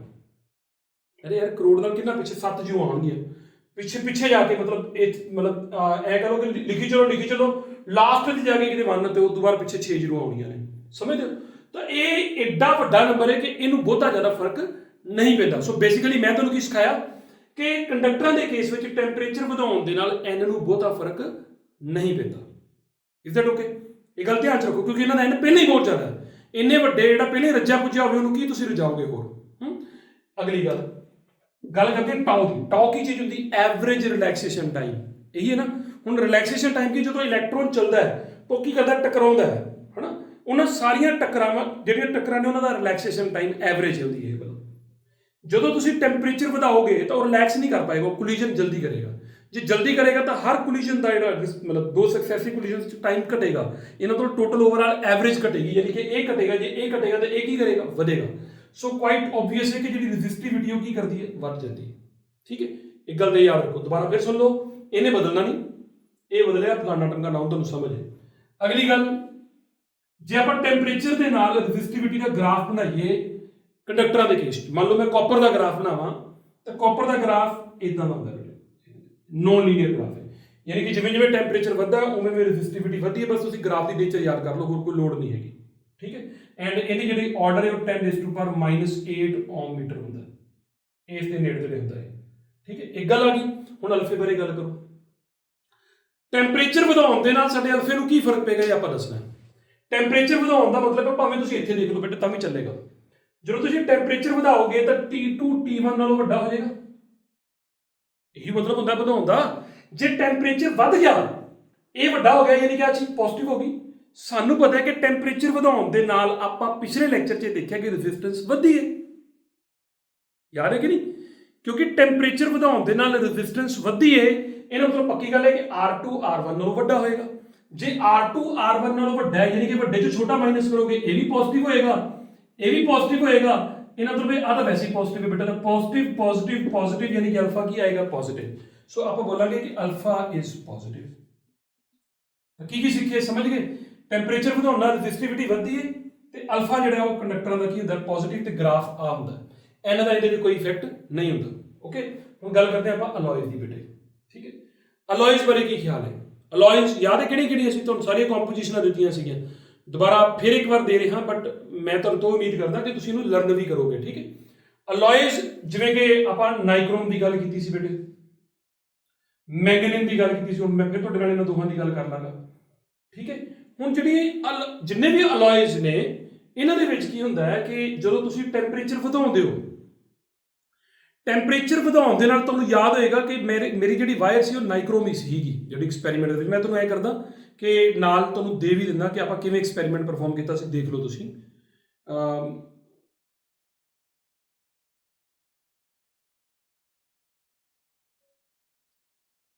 ਰਾਈਟ, ਤਾਂ ਤੁਸੀਂ ਇਹ ਦੇਖਿਆ ਕਿ ਮੈਨੂੰ ਬਹੁਤ ਜ਼ਿਆਦਾ ਦੇਰ ਲੱਗੀ, ਮੈਂ ਉਹਨੂੰ ਫਾਸਟ ਫਾਰਵਰਡ ਕੀਤਾ ਤਾਂ ਜਾ ਕੇ ਕਿਤੇ ਮੈਂ ਟੈਂਪਰੇਚਰ ਵਧਾਉਣ ਦੇ ਨਾਲ ਰੈਜ਼ਿਸਟੈਂਸ ਉਹਦੀ ਵਧਾ ਪਾਇਆ। ਤਾਂ ਬੇਸਿਕਲੀ ਤੁਸੀਂ ਐ ਸਮਝਣਾ ਹੈ ਕਿ ਜਿਹੜੀਆਂ ਅਲੋਇਜ਼ ਨੇ ਢੀਠ ਹੁੰਦੀਆਂ ਨੇ, ਠੀਕ ਹੈ, ਢੀਠ ਹੁੰਦੀਆਂ ਨੇ, ਯਾਨੀ ਕਿ ਟੈਂਪਰੇਚਰ ਦੇ ਚੇਂਜ ਕਰਨ ਦੇ ਨਾਲ ਇਹਨਾਂ ਦੀ ਰੈਜ਼ਿਸਟਿਵਿਟੀ ਨੂੰ ਬਹੁਤਾ ਜ਼ਿਆਦਾ ਫਰਕ ਨਹੀਂ ਪੈਂਦਾ, ਠੀਕ ਹੈ। ਤਾਂ ਅਸੀਂ ਬੋਲਾਂਗੇ ਪਹਿਲੀ ਗੱਲ ਤਾਂ ਰੈਜ਼ਿਸਟਿਵਿਟੀ ਜਿਹੜੀ ਨਾ changes very slowly with time, ਔਰ ਕਈ ਵਾਰ ਤਾਂ ਚੇਂਜ ਹੀ ਨਹੀਂ ਆਉਂਦੀ ਬੇਟੇ, ਠੀਕ ਹੈ। ਜਿਵੇਂ ਮੈਂ ਜੇ ਇਹਨਾਂ ਦਾ ਗ੍ਰਾਫ ਬਣਾਉਣਾ ਚਾਹਾਂ ਤਾਂ ਗ੍ਰਾਫ ਇਹਨੂੰ ਇਰੇਜ਼ ਕਰਕੇ ਇੱਥੇ ਬਣਾ ਦਾਂ, ਇਹਨਾਂ ਦੀ ਜਿਹੜੀ ਰੈਜ਼ਿਸਟਿਵਿਟੀ ਹੁੰਦੀ ਪਹਿਲੀ ਗੱਲ ਤਾਂ ਬਹੁਤ ਜ਼ਿਆਦਾ ਹੁੰਦੀ ਹੈ, ਆਪਾਂ ਨੂੰ ਯਾਦ ਹੋਣਾ ਚਾਹੀਦਾ ਹੈ ਨਾ, ਇਹ ਮਾਈਕਰੋ ਓਮ ਮੀਟਰ 'ਚ ਹੁੰਦੀ ਹੈ। ਐਂਡ ਜਿਵੇਂ ਤੁਸੀਂ ਜੇ ਨਾਈਕ੍ਰੋਮ ਦਾ ਗ੍ਰਾਫ ਦੇਖੋ ਨਾ, ਤਾਂ ਨਾਈਕ੍ਰੋਮ ਦਾ ਗ੍ਰਾਫ ਬੇਟੇ ਐ ਹੁੰਦਾ ਲਗਭਗ, ਠੀਕ ਹੈ। ਮਤਲਬ ਕੀ ਹੋਇਆ ਕਿ ਟੈਂਪਰੇਚਰ ਬਦਲ ਰਿਹਾ ਹੈ ਲੇਕਿਨ ਰੈਜ਼ਿਸਟਿਵਿਟੀ ਬਹੁਤ ਹੀ ਜ਼ਿਆਦਾ ਵੱਧ ਰਹੀ ਹੈ, ਮੈਂ ਮੰਨਦਾ ਕਿ ਵੱਧਦੀ ਪਈ ਹੈ ਲੇਕਿਨ ਬਹੁਤ ਹੀ ਜ਼ਿਆਦਾ ਨਹੀਂ ਵੱਧਦੀ, ਉਨੀ ਨਹੀਂ ਚੇਂਜ ਹੁੰਦੀ, ਆ ਸਲੋਪ ਬਹੁਤ ਘੱਟ ਹੁੰਦੀ ਹੈ।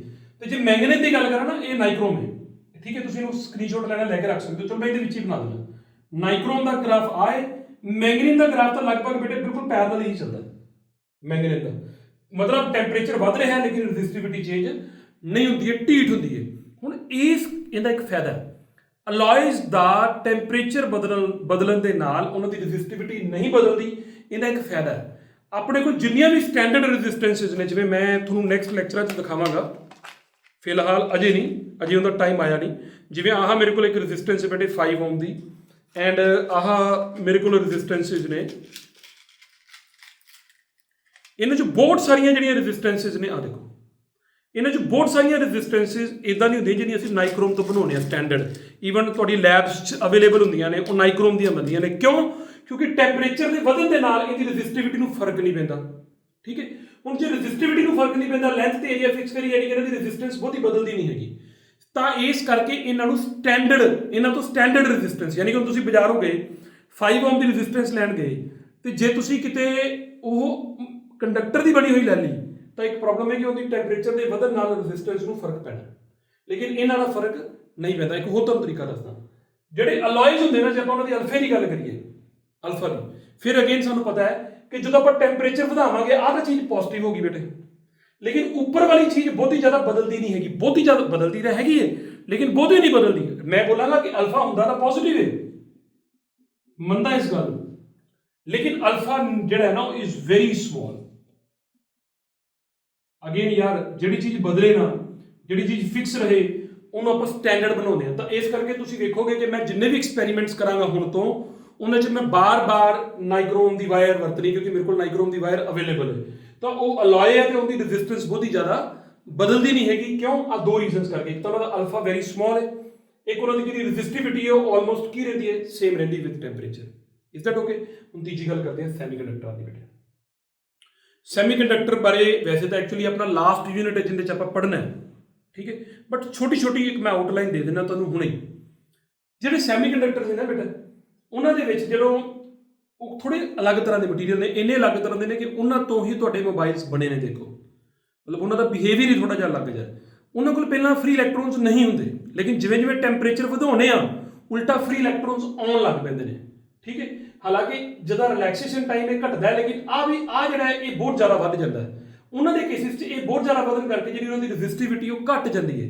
ਸੋ ਜੇ ਤੁਸੀਂ ਮੈਨੂੰ ਗ੍ਰਾਫ ਪੁੱਛੋ ਟੈਂਪਰੇਚਰ ਦੇ ਨਾਲ ਰੈਜ਼ਿਸਟਿਵਿਟੀ ਦਾ, ਤਾਂ ਉਹ ਕੁਝ ਇਦਾਂ ਦਾ ਹੁੰਦਾ, ਐਕਸਪੋਨੈਂਸ਼ੀਅਲ ਡਿਕੇ ਹੁੰਦਾ। ਪਰ ਟੈਂਪਰੇਚਰ ਵੱਧ ਰਿਹਾ, ਰੈਜ਼ਿਸਟਿਵਿਟੀ ਕੀ ਕਰਦੀ ਰਹਿੰਦੀ, ਘਟਦੀ ਰਹਿੰਦੀ। ਦੁਬਾਰਾ ਬੋਲਾਂ, ਟੈਂਪਰੇਚਰ ਪੇ ਰਿਵਾਈਡ ਵੀ ਕਰ ਸਕਦੇ ਹੋ। ਟੈਂਪਰੇਚਰ ਵਧਾਇਆ, ਟੈਂਪਰੇਚਰ ਵਧਾਉਣ ਦੇ ਨਾਲ ਰਿਲੈਕਸੇਸ਼ਨ ਟਾਈਮ ਤਾਂ ਘਟਦਾ ਹੀ ਘਟਦਾ ਹੁੰਦਾ, ਕਿਉਂਕਿ ਟੱਕਰਾਂ ਜਲਦੀ ਹੋਣ ਲੱਗ ਪੈਂਦੀਆਂ। ਲੇਕਿਨ ਉਹਨਾਂ ਕੋਲ ਪਹਿਲਾਂ ਫ੍ਰੀ ਇਲੈਕਟ੍ਰੋਨਸ ਹੁੰਦੇ ਹੀ ਨਹੀਂ, ਤੇ ਟੈਂਪਰੇਚਰ ਵਧਾਉਣ ਨਾਲ ਉਲਟਾ ਇਲੈਕਟ੍ਰੋਨਸ ਫ੍ਰੀ ਹੋਣ ਲੱਗ ਪੈਂਦੇ ਨੇ। ਸੋ ਐਨ ਜਿਹੜਾ ਉਹ ਜ਼ਿਆਦਾ ਵੱਧਦਾ ਹੈ ਦੈਨ ਦਿਸ, ਜਿੰਨਾ ਇਹ ਘਟਦਾ ਹੈ, ਕਿਉਂਕਿ ਇਹ ਜ਼ਿਆਦਾ ਵੱਧਦਾ ਹੈ ਇਸ ਕਰਕੇ ਇਹ ਘਟੇਗਾ। ਮਤਲਬ ਇਹਨਾਂ ਦੋਨਾਂ ਚੋਂ ਇਹ ਘਟਿਆ, ਇਹ ਵਧਿਆ, ਲੇਕਿਨ ਇਹ ਬਹੁਤ ਜ਼ਿਆਦਾ ਵੱਧ ਗਿਆ ਇਸ ਕਰਕੇ ਇਹ ਬਹੁਤ ਘਟ ਗਿਆ। Is that okay? ਹੁਣ ਅਲਫਾ ਦੀ ਗੱਲ ਕਰਦੇ ਆ। ਅਲਫਾ ਜਿਹੜਾ ਹੈ ਨਾ ਸੈਮੀਕੰਡਕਟਰਾਂ ਦਾ, ਹੁਣ ਤੁਸੀਂ ਆਪੇ ਸਮਝ ਲਓ ਕਿ ਟੈਂਪਰੇਚਰ ਵਧਾਉਣ ਦੇ ਨਾਲ ਇਹਦੇ 'ਚ ਉਲਟਾ ਹੈ ਕਿ ਇਹਦੀ ਜਿਹੜੀ ਰੈਜ਼ਿਸਟਿਵਿਟੀ ਉਹ ਡਾਊਨ ਚਲੀ ਜਾਂਦੀ ਹੈ, ਯਾਨੀ ਕਿ ਇਹਨਾਂ ਦੀ ਰੈਜ਼ਿਸਟੈਂਸ ਘਟਦੀ ਹੈ। ਕਹਿ ਲਓ ਜੇ ਰੈਜ਼ਿਸਟੈਂਸ ਘਟ ਗਈ, ਆ ਘਟੇਗਾ ਇਹਦੇ ਨਾਲੋਂ, ਤਾਂ ਇਹਨਾਂ ਤੋਂ ਘੱਟ ਚੋਂ ਜ਼ਿਆਦਾ ਮਾਈਨਸ ਕਰੋਗੇ ਤਾਂ ਉੱਪਰ ਵਾਲੀ ਨੈਗੇਟਿਵ ਆਏਗੀ ਤੇ ਆ ਪੋਜ਼ਿਟਿਵ ਰਹੇਗਾ, ਕਿਉਂਕਿ ਟੈਂਪਰੇਚਰ ਵਧਾਇਆ, ਲੇਕਿਨ ਆ ਨੈਗੇਟਿਵ ਹੋ ਜਾਏਗਾ ਇਸ ਕੇਸ 'ਚ। ਜੇ ਨੈਗੇਟਿਵ ਹੋਏਗਾ ਨਾ, ਮਤਲਬ ਇਹਨਾਂ ਦਾ ਜਿਹੜਾ ਅਲਫਾ ਹੈ ਉਹ ਕੀ ਹੋਇਆ ਕਰੇਗਾ, ਨੈਗੇਟਿਵ। ਠੀਕ ਹੈ, ਇਹਨੂੰ ਯਾਦ ਰੱਖੋ, ਠੀਕ ਹੈ।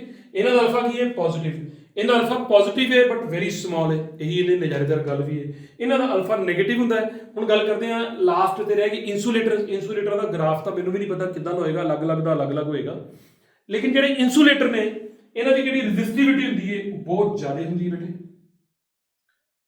ਠੀਕ ਹੈ। ਇਹ ਯਾਦ ਰੱਖੋ, ਵੈਰੀ ਹਾਈ ਰੈਜ਼ਿਸਟਿਵਿਟੀ। ਐਂਡ ਜਿਹੜਾ ਇਹਨਾਂ ਦਾ ਅਲਫਾ ਹੈ ਇਜ਼ ਆਲਸੋ ਨੈਗੇਟਿਵ, ਉਹ ਇਹਨਾਂ ਦਾ ਵੀ ਨੈਗੇਟਿਵ ਹੁੰਦਾ। ਕਿਉਂ? ਕਿਉਂਕਿ ਜਦੋਂ ਤੁਸੀਂ ਟੈਂਪਰੇਚਰ ਵਧਾਓਗੇ ਤਾਂ ਇਹਨਾਂ ਕੋਲ ਪਹਿਲਾਂ ਫ੍ਰੀ ਇਲੈਕਟ੍ਰੋਨਸ ਨਹੀਂ ਹੁੰਦੇ, ਪਰ ਜਦੋਂ ਟੈਂਪਰੇਚਰ ਵਧਾਉਣੇ ਆ ਕੋਈ ਥੋੜਾ ਬਹੁਤਾ, ਸ਼ਾਇਦ ਕੋਈ ਬਾਹਲਾ ਜ਼ਿਆਦਾ ਤੁਸੀਂ ਟੈਂਪਰੇਚਰ ਵਧਾ ਦੋਗੇ ਤਾਂ ਕੋਈ ਫ੍ਰੀ ਹੋ ਜਾਂਦਾ, ਇਸ ਕਰਕੇ ਰੈਜ਼ਿਸਟੈਂਸ ਘਟਦੀ ਹੈ, ਇਸ ਕਰਕੇ ਇਹਨਾਂ ਦਾ ਅਲਫਾ ਵੀ ਨੈਗੇਟਿਵ ਹੁੰਦਾ, ਠੀਕ ਹੈ। ਸੋ ਇਹਦੀ ਤੁਸੀਂ ਸਕਰੀਨਸ਼ਾਟ ਲੈ ਲਓ ਬੇਟੇ। ਇਹਦੇ ਵਿੱਚੋਂ ਕੰਡਕਟਰ ਵਾਲਾ ਗ੍ਰਾਫ ਨਹੀਂ ਹੈਗਾ, ਯਾਦ ਰੱਖਣਾ, ਮੈਂ ਰੇਜ਼ ਕਰਤਾ ਸੀ। ਨੈਕਸਟ ਅੱਗੇ ਆਪਾਂ ਚੱਲਾਂਗੇ। ਸੋ ਬੇਟਾ ਟੈਂਪਰੇਚਰ ਡਿਪੈਂਡੈਂਸ ਪੜ੍ਹਨ ਤੋਂ ਬਾਅਦ ਹੁਣ ਆਪਾਂ ਚੱਲਾਂਗੇ ਟੈਂਪਰੇਚਰ ਕੋਫੀਸ਼ੀਐਂਟ ਆਫ ਰੈਜ਼ਿਸਟੈਂਸ ਦੇ ਉੱਤੇ, ਨੂਮੈਰੀਕਲ ਦੇ ਉੱਤੇ।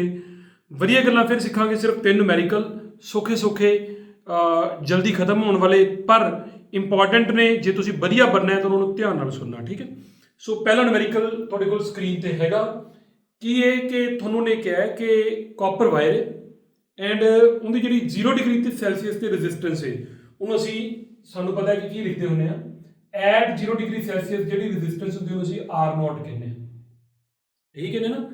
ਤਾਂ ਉਹ ਕਹਿੰਦਾ ਕਿ ਜਿੰਨੀ ਰੈਜ਼ਿਸਟੈਂਸ 0 ਡਿਗਰੀ ਸੈਲਸੀਅਸ ਤੇ ਕਿਹੜੇ ਟੈਂਪਰੇਚਰ ਤੇ ਜਾ ਕੇ ਟੈਂਪਰੇਚਰ ਦੱਸਣਾ ਹੈ ਕਿ ਜਿਹੜੀ ਰੈਜ਼ਿਸਟੈਂਸ ਹੋ ਜਾਏਗੀ ਨਾ ਉਹ 2 ਟਾਈਮਸ R0 ਹੋ ਜਾਏਗੀ। ਕੁਐਸਚਨ ਸਮਝ ਆ ਗਿਆ? ਸੋ ਆਪਣੇ ਕੋਲ ਫਾਰਮੂਲਾ ਇੱਕੋ ਹੀ ਹੈ ਬੇਟੇ। ਅਸੀਂ ਕਹਾਂਗੇ ਦੇਖੋ ਜੀ RT ਬਰਾਬਰ ਹੁੰਦਾ R0 × 1 + ਅਲਫਾ T। ਇਹ ਧਿਆਨ 'ਚ ਰੱਖਣਾ ਹੁੰਦਾ ਇੱਕ ਤੁਸੀਂ ਕਿ ਜਿਹੜਾ ਆਹ T ਹੈ ਨਾ, ਐਕਚੁਅਲੀ ਇਹ T-0 ਹੈ, ਯਾਨੀ ਕਿ T-0 ਟੈਂਪਰੇਚਰ ਡਿਫਰੈਂਸ ਹੈ, ਇਹ ਧਿਆਨ 'ਚ ਰੱਖਿਆ ਕਰੋ। ਐਂਡ ਇਹ ਵੀ ਗੱਲ ਯਾਦ ਰੱਖੋ ਕਿ ਇਹ ਜਿਹੜੀ ਸਾਰੀ ਦੀ ਸਾਰੀ ਇਕੁਏਸ਼ਨ ਮੈਂ ਬਣਾਈ ਹੋਈ ਹੈ ਇਹ ਡਿਗਰੀ ਸੈਲਸੀਅਸ ਬਣਾਈ ਹੋਈ ਹੈ, ਮਤਲਬ ਇੱਥੇ ਟੈਂਪਰੇਚਰ ਡਿਗਰੀ ਸੈਲਸੀਅਸ ਵਾਲਾ, ਠੀਕ ਹੈ। ਸੋ ਸ਼ੁਰੂ ਕਰਾਂਗੇ, ਆਪਾਂ ਇਹ ਕਰਾਂਗੇ ਕੈਲਵਿਨ 'ਚ ਹੀ ਆਨਸਰ ਦੇਵਾਂਗੇ ਨਾਲੇ। ਹੁਣ R0 ਨਾਲੋਂ ਆ 2R0 ਹੋ ਜਾਏਗਾ, ਪੂਰੇ 1 + ਅਲਫਾ ਗਿਵਨ ਹੈ ਬੇਟੇ, ਹੈ ਨਾ, ਅਲਫਾ ਰਹਿ ਗਿਆ ਲਿਖਣ ਵਾਲਾ। ਅਲਫਾ ਗਿਵਨ ਕਿੰਨਾ ਗਿਵਨ ਹੈ ਦੇਖੋ, ਅਲਫਾ ਦੀ ਵੈਲਿਊ ਗਿਵਨ ਹੈ 4 × 10⁻³ ਇੰਨੇ ਕੀ ਪਰ ਡਿਗਰੀ ਸੈਲਸੀਅਸ। ਸੋ ਇੱਥੇ ਭਰ ਦਾਂਗੇ ਬੇਟੇ 4 × 10⁻³ ਕਿਉਂਕਿ ਇਹ ਡਿਗਰੀ ਸੈਲਸੀਅਸ ਤੇ ਇਹ ਵੀ ਸੈਲਸੀਅਸ 'ਚ ਤਾਂ ਓਕੇ ਹੈ, ਸਿਰਫ T ਆ ਜਾਂਦਾ ਹੈ, T-0 is T। ਕੀ ਕੱਟਿਆ ਗਿਆ, R0 ਨਾਲ R0 ਕੱਟਿਆ ਗਿਆ, ਕਿੰਨਾ ਆ ਗਿਆ 2 = 1 + 4 × 10⁻⁴ ਐਵੇਂ ਹੁੰਦੇ ਨੇ ਨੂਮੈਰੀਕਲ। ਲੋਕਾਂ ਨੇ ਵੈਸੇ ਹੂਆ ਬਣਾਇਆ ਹੁੰਦਾ। ਜਦੋਂ ਆਪਾਂ ਨੂਮੈਰੀਕਲ ਨੂੰ ਪੜ੍ਹਿਆ ਤੇ ਸਟੇਟਮੈਂਟ ਨੂੰ ਲਿਖਿਆ, ਲਿਖਣ ਤੋਂ ਬਾਅਦ ਆਪਾਂ ਨੂੰ ਫਾਰਮੂਲਾ ਆਉਣਾ ਚਾਹੀਦਾ, ਬਸ ਆਨਸਰ ਬਾਹਰ ਹੁੰਦਾ। ਹੁਣ ਇਹ 1 ਤੋਂ ਜਾ ਕੇ ਕੀ ਹੋ ਗਿਆ ਸਬਟ੍ਰੈਕਟ, ਆ ਵਾਲਾ 1 ਇਜ਼ ਇਕੁਅਲ ਟੂ ਇੰਨਾ ਆ ਗਿਆ ਬੇਟੇ। ਇਥੋਂ t ਕਿਹਦੇ ਬਰਾਬਰ ਆ ਗਿਆ, t ਬਰਾਬਰ ਆ ਗਿਆ 1/4 into 10⁻³ ਹੁਣ ਇਹ ਉੱਪਰ ਜਾ ਕੇ ਪਲੱਸ ਦਾ 3 ਬਣ ਗਿਆ ਤੇ ਜਿਹੜਾ ਆਹ 1/4 ਹੈ ਇਹ ਹੁੰਦਾ 0.25। ਠੀਕ ਹੈ, ਜਦੋਂ ਤੁਸੀਂ ਇਹਨੂੰ ਸੋਲਵ ਕਰੋਗੇ ਮਤਲਬ 25/100 ਲਾ ਲਓ, ਚਲੋ ਜੇ ਤੁਸੀਂ ਚਾਹੁੰਦੇ ਹੋ ਕਿ ਮੈਂ ਸੋਲਵ ਕਰਾਂ, ਇੰਟੂ 1000 ਹੋ ਗਿਆ ਤੇ ਇਹ 250 ਆ ਗਿਆ ਬੇਟੇ, 250 ਡਿਗਰੀ ਸੈਲਸੀਅਸ ਆ ਗਿਆ। ਤੇ ਕੈਲਵਿਨ ਚ ਕਿੰਨਾ ਹੋਊਗਾ ਇਹ 250 + 273 यानी कि कितना बन गया 3 ਤੇ 52 ਇਹਨੇ ਕੈਲਵਿਨ ਆਨਸਰ ਆ ਗਿਆ। Is that okay? ਸੋ ਇਹ ਪਹਿਲਾ ਨੂਮੈਰੀਕਲ ਖਤਮ ਹੋਇਆ। ਐਂਡ ਮੰਨ ਲਓ ਇੱਕ ਸਿਚੁਏਸ਼ਨ ਇਹ ਲਾਉਣੇ ਆ ਕਿ ਜੇ ਇੱਥੇ ਜੇਕਰ ਇੱਥੇ ਨੂਮੈਰੀਕਲ ਚ ਪਰ ਕੈਲਵਿਨ ਦਿੱਤਾ, ਨਾਓ ਦਿਸ ਇਜ਼ ਵੈਰੀ ਇੰਪੋਰਟੈਂਟ, ਇੱਥੇ ਪਰ ਕੈਲਵਿਨ ਦਿੱਤਾ ਹੁੰਦਾ, ਫਿਰ ਆਪਣੇ ਕੁਐਸਚਨ ਚ ਕੀ ਚੇਂਜ ਹੁੰਦੀ? ਜੇਕਰ ਇੱਥੇ ਪਰ ਕੈਲਵਿਨ ਚੇਂਜ ਦਿੱਤਾ ਹੁੰਦਾ ਆਪਣਾ, ਫਿਰ ਕੀ ਚੇਂਜ ਆਉਂਦੀ? ਮੈਂ ਤੁਹਾਨੂੰ ਇੱਕ ਗੱਲ ਦੱਸ ਰਿਹਾ, ਕੋਈ ਚੇਂਜ ਨਹੀਂ ਹੋਣੀ ਸੀ। ਅਲਫਾ ਦੀ ਵੈਲਿਊ ਚਾਹੇ ਤੁਸੀਂ ਪਰ ਕੈਲਵਿਨ ਕੱਢੋ ਚਾਹੇ ਪਰ ਡਿਗਰੀ ਸੈਲਸੀਅਸ ਕੱਢੋ, ਸੇਮ ਹੋਣੀ ਹੈ। ਰੀਜ਼ਨ ਦੱਸ ਰਿਹਾ, ਸੁਣਿਓ ਧਿਆਨ ਨਾਲ ਗੱਲ। ਠੀਕ ਹੈ, ਇਧਰ ਸੁਣੋ ਧਿਆਨ ਨਾਲ ਗੱਲ। ਅਲਫਾ ਦਾ ਜਿਹੜਾ ਫਾਰਮੂਲਾ ਹੁੰਦਾ ਨਾ ਬੇਟੇ, ਉਹਦੇ ਚ ਹੁੰਦਾ ਹੈ ਉੱਪਰ ਕੀ ਹੁੰਦਾ, change in resistance divided by original resistance ਤੇ ਨਾਲ ਚੇਂਜ ਇਨ ਟੈਂਪਰੇਚਰ। ਠੀਕ ਹੈ, ਹੁਣ ਜਿਹੜਾ ਇਹ ਚੇਂਜ ਇਨ ਟੈਂਪਰੇਚਰ ਹੈ ਨਾ, ਇਹ ਫਿਕਸ ਰਹਿੰਦਾ। ਜਿਵੇਂ ਮੰਨ ਲਓ ਮੈਂ ਗੱਲ ਕਰਾਂ ਕਿ ਹੁਣ ਕਮਰੇ ਦਾ ਟੈਂਪਰੇਚਰ ਸੇ 20 ਡਿਗਰੀ ਸੈਲਸੀਅਸ ਇਨੀਸ਼ੀਅਲ ਟੈਂਪਰੇਚਰ, ਤੇ ਮੈਂ ਫਾਈਨਲੀ ਜਿਹੜਾ ਹੈ ਮਤਲਬ ਇੱਥੇ ਗਰਮੀ ਹੋ ਜਾਵੇ ਬਹੁਤ ਜ਼ਿਆਦਾ ਤੇ ਜਿਹੜਾ ਟੈਂਪਰੇਚਰ ਉਹ 30 ਡਿਗਰੀ ਸੈਲਸੀਅਸ ਹੋ ਜਾਏ, ਤੇ ਚੇਂਜ ਕਿੰਨੀ ਆਈ? ਤੁਸੀਂ ਕਹੋਗੇ ਸਰ 10 ਡਿਗਰੀ ਸੈਲਸੀਅਸ, ਰਾਈਟ। ਹੁਣ ਜੇ ਇਸੇ ਨੂੰ ਆਪਾਂ ਕੈਲਵਿਨ ਚ ਲਿਖਣਾ ਹੋਵੇ ਤਾਂ ਕਿਵੇਂ ਲਿਖਾਂਗੇ? 273 ਐਡ ਕਰਾਂਗੇ। ਜਦੋਂ ਤੁਸੀਂ 273 ਇਹਦੇ ਚ ਐਡ ਕਰੋਗੇ ਤਾਂ ਇਹ ਬਣੂਗਾ 293 ਕੈਲਵਿਨ, ਮੰਨਦੇ ਹੋ ਨਾ? ਐਂਡ ਇਹ ਕਿੰਨਾ ਬਣੂਗਾ ਬੇਟੇ? ਇਹ ਹੋਰ 10 ਹੋਰ ਐਡ ਕਰ ਦਿਓ ਤੇ ਇਹ ਕਿੰਨਾ ਬਣ ਜਾਊਗਾ 303 ਕੈਲਵਿਨ। 30 ਜੋੜੋਗੇ ਨਾ 273 ਚ, ਇਹਨਾਂ ਦਾ ਪਤਾ ਹੀ ਹੋਣਾ। ਜੇ ਹੁਣ ਤੁਸੀਂ ਕੈਲਵਿਨ ਚ ਚੇਂਜ ਕਰੋਗੇ ਤਾਂ ਵੀ ਕਿੰਨੀ ਆਏਗੀ? ਵੀ 10 ਕੈਲਵਿਨ ਹੀ ਆਏਗੀ। ਸੋ ਬੇਸਿਕਲੀ ਇਹ ਦੋਨੋਂ ਸਕੇਲ ਬੇਟੇ ਵੈਸੇ ਉਹ ਬਰਾਬਰ ਜਿਹੇ ਹੁੰਦੇ ਨੇ, ਬਸ ਇਹਨਾਂ ਦੀ 0 ਦਾ ਫਰਕ ਹੈ। ਵੈਸੇ ਤੁਸੀਂ ਜਰਾ ਆਪ ਪੜ੍ਹ ਲੈਣਾ। ਅਸਲ ਦੇ ਵਿੱਚ ਚੇਂਜ ਜਦੋਂ ਕੱਢੀਓ, ਭਾਵੇਂ ਡਿਗਰੀ ਸੈਲਸੀਅਸ ਚ ਕੱਢੋ ਭਾਵੇਂ ਕੈਲਵਿਨ ਚ ਕੱਢੋ, ਸੇਮ ਆਉਂਦੀ ਹੁੰਦੀ। ਇਸ ਕਰਕੇ ਕਿਉਂਕਿ ਇਹਨਾਂ ਜਿਹੜੇ ਅਲਫੇ ਜਿੰਨੇ ਵੀ ਫਾਰਮੂਲੇ ਉਹਦੇ ਚ ਚੇਂਜ ਇਨ ਟੈਂਪਰੇਚਰ ਹੈ, ਸੋ ਭਾਵੇਂ ਇੱਥੇ ਪਰ ਕੈਲਵਿਨ ਲਿਖਿਆ ਹੋਵੇ ਭਾਵੇਂ ਪਰ ਸੈਲਸੀਅਸ ਲਿਖਿਆ ਹੋਵੇ, ਇਹਦੀ ਟੈਨਸ਼ਨ ਨਹੀਂ ਲੈਣੀ, ਉਹ ਸੇਮ ਹੀ ਹੈ। ਓਕੇ, ਸੋ ਅਗਲਾ ਨੂਮੈਰੀਕਲ ਤੁਹਾਡੇ ਕੋਲ ਸਕਰੀਨ ਤੇ ਹੈ ਬੇਟੇ। एनसीईआरटी ਦਾ ਨੂਮੈਰੀਕਲ ਹੈ ਬੇਟੇ। ਆਫ ਕੋਰਸ ਇਹਦਾ ਮਤਲਬ ਇੰਪੋਰਟੈਂਟ ਤਾਂ ਹੋ ਹੀ ਗਿਆ ਆਪਣੇ ਲਈ। ਪੜ੍ਹ ਲਓ ਸਟੇਟਮੈਂਟ, ਜੇ ਟਰਾਈ ਕਰ ਸਕਦੇ ਹੋ ਤਾਂ ਪੌਜ਼ ਕਰਕੇ ਆਪਣੇ ਆਪ ਟਰਾਈ ਕਰ ਲਓ। ਟਰਾਈ ਕਰਨ ਦਾ ਮਤਲਬ ਇਹ ਵੀ ਹੈ ਕਿ ਤੁਸੀਂ ਐਟਲੀਸਟ ਆਪਦੀ ਕਾਪੀ ਤੇ ਜਿਹੜੇ ਗਿਵਨ ਪੈਰਾਮੀਟਰਸ ਨੇ ਉਹਨਾਂ ਨੂੰ ਲਿਖ ਲਓ, ਫਿਰ ਦਿਮਾਗ ਲਾਓ ਵੀ ਕਿਵੇਂ ਕੱਢ ਸਕਦੇ ਹਾਂ। ਸੋ ਕੀ ਗਿਵਨ ਹੈ ਮੈਂ ਬੋਲਦਾ। ਉਹਨੇ ਕਿਹਾ ਕਿ ਇੱਕ ਪਲੈਟੀਨਮ ਵਾਇਰ ਹੈ, ਠੀਕ ਹੈ, ਐਂਡ ਉਹਦੀ ਆਈਸ ਪੁਆਇੰਟ ਤੇ, ਹੁਣ ਆਈਸ ਪੁਆਇੰਟ ਦਾ ਮਤਲਬ ਹੁੰਦਾ ਹੈ ਕਿ 0 ਡਿਗਰੀ ਸੈਲਸੀਅਸ ਤੇ, ਜਿਹੜਾ ਤੁਹਾਨੂੰ ਪਹਿਲਾ ਟੈਂਪਰੇਚਰ ਦਿੱਤਾ ਹੋਇਆ ਹੈ 0 ਡਿਗਰੀ ਸੈਲਸੀਅਸ ਦਿੱਤਾ ਹੈ, ਉੱਥੇ ਜਿਹੜੀ ਉਹਦੀ ਰੈਜ਼ਿਸਟੈਂਸ ਉਹ ਕਿੰਨੀ ਓਮ ਹੈ ਬੇਟੇ? 5 ਓਮ। ਪਹਿਲੀ ਗੱਲ ਆਈਸ ਪੁਆਇੰਟ ਤੇ, ਆਈਸ ਪੁਆਇੰਟ ਸਮਝਦੇ ਹੋ ਨਾ। ਫਿਰ ਕਹਿੰਦਾ ਕਿ ਸਟੀਮ ਪੁਆਇੰਟ ਤੇ, ਸਟੀਮ ਪੁਆਇੰਟ ਮਤਲਬ 100 ਡਿਗਰੀ ਸੈਲਸੀਅਸ ਤੇ ਇਸੇ ਦੀ ਜਿਹੜੀ ਰੈਜ਼ਿਸਟੈਂਸ ਹੈਗੀ ਹੈ ਉਹ ਕਿੰਨੀ ਹੋਗੀ ਬੇਟੇ? ਪੜਿਓ, ਉਹ ਹੋਗੀ 5.23 ਓਮ। ਹੁਣ ਆਪਾਂ ਨੂੰ ਦਿੱਤਾ ਕੀ ਹੈ ਕਿ ਉਹਨੇ ਕਿਹਾ ਕਿ ਇਸੇ ਵਾਇਰ ਨੂੰ ਬਾਅਦ ਦੇ ਵਿੱਚ ਆਪਾਂ ਕੀ ਕੀਤਾ ਹੈ ਕਿ ਕਿਸੇ ਹੌਟ ਬਾਥ ਚ ਪਾਤਾ। ਹੌਟ ਬਾਥ ਮਤਲਬ ਕੋਈ ਇਦਾਂ ਲਾ ਲਓ, ਹੌਟ ਬਾਥ ਐਕਚੁਅਲੀ ਆਪਾਂ ਕੈਮਿਸਟਰੀ ਚ ਬਹੁਤ ਦਿੰਦੇ ਆ ਕਿ ਕਿਸੇ ਇਦਾਂ ਦੇ ਮਟੀਰੀਅਲ ਚ ਪਾਤਾ ਜਿੰਦਾ ਟੈਂਪਰੇਚਰ ਆਪਾਂ ਫਾਈਂਡ ਆਊਟ ਕਰਨਾ, ਲੇਕਿਨ ਉਹਦੇ ਵਿੱਚ ਪਾਉਣ ਤੇ ਜਿਹੜੀ ਰੈਜ਼ਿਸਟੈਂਸ ਹੈ ਉਹ ਇਹਨਾਂ ਦੋਹਾਂ ਨਾਲੋਂ ਜ਼ਿਆਦਾ ਹੋਗੀ। ਕਿੰਨੀ ਹੋਗੀ? 5.795 ਓਮ, ਇੰਨੀ ਹੋਗੀ ਰੈਜ਼ਿਸਟੈਂਸ। ਠੀਕ ਹੈ, ਸੋ ਇਦਾਂ ਦੇ ਕੁਐਸਚਨ ਨੂੰ ਕਿਵੇਂ ਟੈਕਲ ਕਰੀਦਾ ਬੇਟੇ? ਧਿਆਨ ਨਾਲ ਸੁਣੋ। ਤੁਹਾਡਾ ਬੇਸ ਜਿਹੜਾ ਨਾ ਇਸ ਕੁਐਸਚਨ ਚ ਉਹ ਆ ਹੈ, ਬਸ ਇਹਨੂੰ ਧਿਆਨ ਚ ਰੱਖ ਲਓ। ਠੀਕ ਹੈ, ਕਿਵੇਂ ਕਰਨਾ ਹੈ? ਅਲਫਾ ਦੀ ਵੈਲਿਊ ਕਿੰਨੀ ਹੁੰਦੀ ਹੈ? ਅਲਫਾ ਹੁੰਦਾ ਹੈ ਉੱਪਰ ਕੀ ਹੁੰਦੀ? Change in resistance. ਜਦੋਂ ਤੁਸੀਂ ਇਹਨਾਂ ਦੋਹਾਂ ਦੀ ਗੱਲ ਕਰੋਗੇ ਤਾਂ ਲਿਖੋਗੇ R100 ਮਾਈਨਸ R0 ਡਿਵਾਈਡਡ ਬਾਈ ਕਿੰਨਾ? R0 into T minus 0। Is that okay? ਪਹਿਲੀ ਗੱਲ ਠੀਕ ਹੈ ਨਾ। ਪਰ ਅਲਫਾ ਕਹਿੰਦਾ ਕਿ ਯਾਰ ਮੈਂ ਇਹ ਵੀ ਤਾਂ ਹੋ ਸਕਦਾ ਕਿ ਤੁਸੀਂ RT ਲਿਖੋ ਮਾਈਨਸ R0 ਲਿਖੋ, ਨੀਚੇ R0 ਲਿਖੋ ਤੇ ਨਾਲ ਇੱਥੇ ਗਲਤੀ ਹੋ ਗਈ ਬੇਟੇ, ਇੱਥੇ ਲਿਖੋਗੇ 100 ਮਾਈਨਸ 0, ਇੱਥੇ ਲਿਖ ਦਿਓ T ਮਾਈਨਸ 0। ਮੇਰੀ ਗੱਲ ਸਮਝੇ?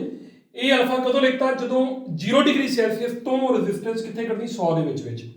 ਇਹ ਕਦੋਂ? 0 ਤੋਂ ਲੈ ਕੇ T ਦੇ ਵਿੱਚ। ਇਹ ਹੋਗੀ। Is that okay? ਇਹਨਾਂ ਦੋਹਾਂ ਨੂੰ ਮਿਲਾਤਾ ਤਾਂ ਆਪਣੇ ਕੋਲ ਜੇ ਦੋਨੇ ਬਰਾਬਰ ਨੇ ਆਪਸ 'ਚ ਤਾਂ ਫਿਰ ਇਹਦਾ ਮਤਲਬ ਇਹ ਆਪਾਂ ਇਦਾਂ ਲਿਖ ਸਕਦੇ ਹਾਂ ਬੇਟੇ,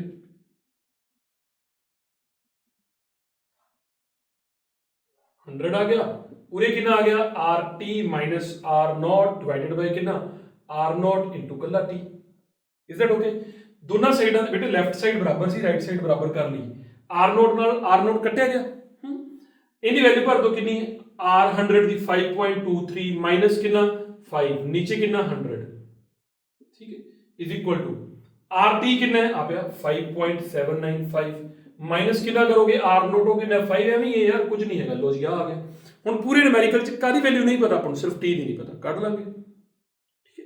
इसे न्यूमेरिकल नूं बच्चे वड्डा भी कर जांदे ने, किवें करदे ने, पहलां इस इंफॉर्मेशन तो अल्फे दी पूरी वैल्यू कढदे ने, फिर अल्फे नूं लिया के इत्थे पुट कर दिंदे ने, वो बहुत लंबा रास्ता है बेटे, जरूरी नहीं कि वैल्यूज पुट करके आंसर, हुण आपां अल्फा कढना ही नहीं पिया।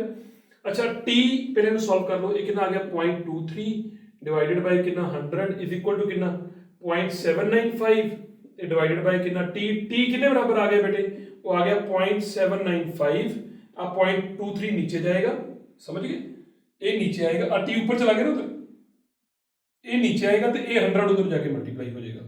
सो आ गया, इन्हों जो तुम सॉल्व करोगे पुत तो ये आ जाएगा,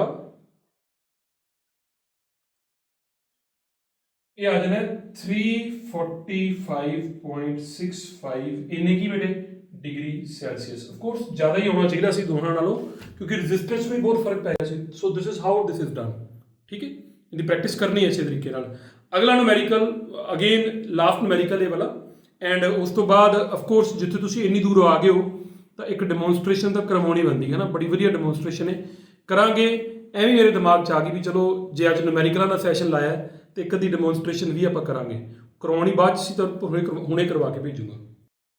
अगला न्यूमेरिकल थोड़े को स्क्रीन पे आ गया बेटे, अच्छा न्यूमेरिकल है अगेन, तुसीं कहना सर ने सर सारे न्यूमेरिकल को अच्छा कहते रहते हैं, बट एक्चुअली मैनूं ये लगता है कि मैं न्यूमेरिकलों नाल गल्लां कर सकदा, तुसीं भी कर सकते हो, गल्लां करनी आउणी चाहीदियां, पुछो भी की कहंदा तो यह सानूं कहंदा है कि भी एक टोस्टर है। हुण टोस्टर पता ना तुहानूं की हुंदा, टोस्टर जिहड़ा वो जिंदे च आपां ब्रैड टोस्ट करते हैं हीटिंग एलीमेंट लगा हुंदा है, तो जिहड़ा वो टोस्टर है ना ਉਹਦੇ ਵਿੱਚ ਕੀ ਕਹਿੰਦਾ ਕਿ ਉਹਨੂੰ ਜਦੋਂ ਜਿਹੜੀ ਉਹਦੇ ਚ ਨਾਈਕ੍ਰੋਮ ਵਾਇਰ ਲੱਗੀ ਹੋਈ ਹੈ ਉਹਦੀ ਜਿਹੜੀ ਰੈਜ਼ਿਸਟੈਂਸ ਹੈ ਉਹ ਰੂਮ ਟੈਂਪਰੇਚਰ ਤੇ 27 ਡਿਗਰੀ ਸੈਲਸੀਅਸ ਤੇ, ਯਾਨੀ ਕਿ ਰੂਮ ਟੈਂਪਰੇਚਰ ਹੈਗਾ 27 ਡਿਗਰੀ ਸੈਲਸੀਅਸ, ਉਸ ਟੈਂਪਰੇਚਰ ਤੇ ਜਿਹੜੀ ਉਹਦੀ ਰੈਜ਼ਿਸਟੈਂਸ ਹੈਗੀ ਨਾ 75.3 ਓਮ ਹੈ ਨਾਈਕ੍ਰੋਮ ਵਾਇਰ ਤੇ।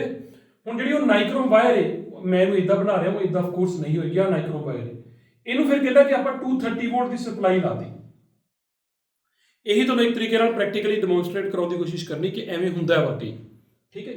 230 वोल्ट की सप्लाई लाती, 230 वोल्ट की सप्लाई लाने तो बाद करंट चलना शुरू हो गया, एंड हौली हौली करके करंट जिहड़ा उसकी स्टैडी वैल्यू होगी 2.68 ओम एम्पीयर, इहदा मतलब तुहानूं समझ आ जाएगा। हुण कहंदा जदों ये सिचुएशन होगी, जदों करंट आपकी स्टैडी वैल्यू ते पहुंच गया तो तुसीं दसना है कि हुण इहदा टैंपरेचर कितना है।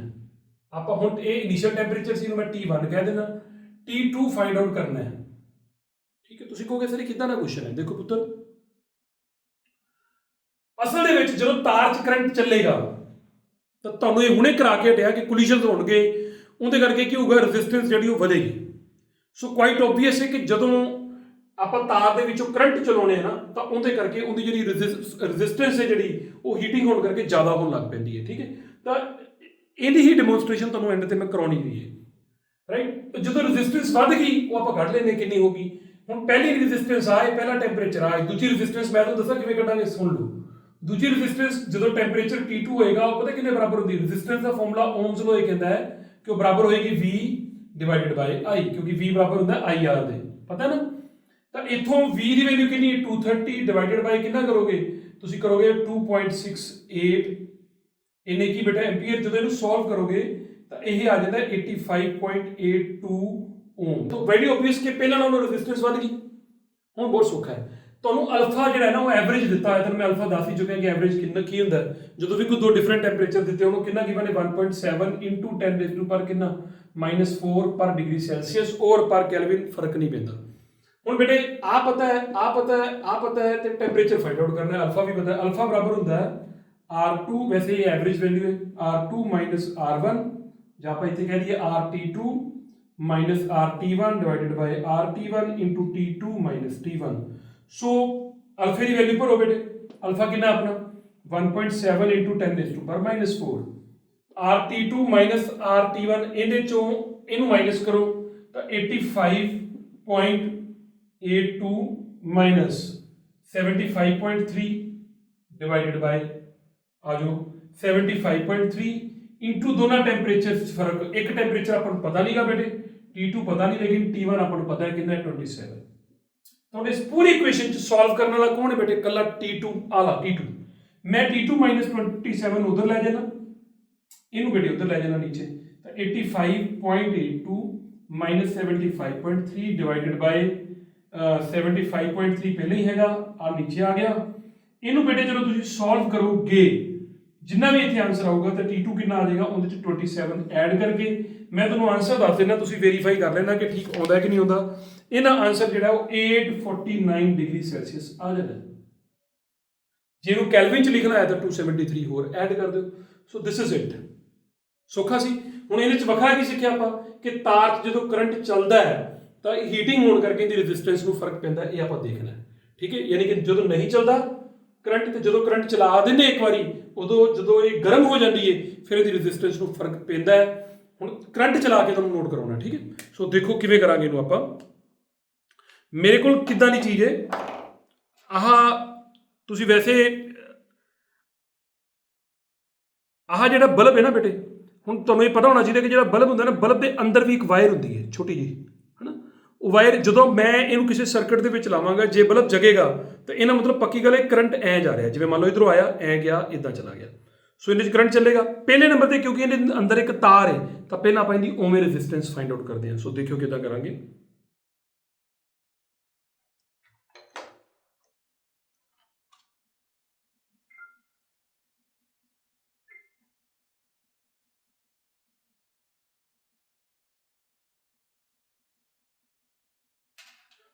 सो सैटअप रेडी बेटा।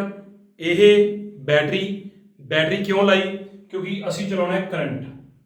हुण आपां जिंदी रेजिस्टेंस चैक करनी है वो की है, तुहानूं दसता कि आह जिहड़ा बल्ब है इहदे विचकार एक तार है, उहदी रेजिस्टेंस चैक करनी है। सो सब तो पहला बिना करंट चलाए इहदी रेजिस्टेंस देखियो कितनी है, ठीक है। तो तुसीं देख सकते हो दूजे कैमरा दे विच कि जिवें मैं इहनूं लाउणा आ लाया, इहदी रेजिस्टेंस नूं नोट कर लो तुसीं कितनी आ रही है तुहाडे कोल, विजिबल है 4.5 ओम। इज दैट ओके, 4.4 4.5 ओम। इहनूं हटाइए बेटे आपां। हुण इस तो बाद आपां की करना है, इसे तार दे विच थोड़ा क्विक करांगे।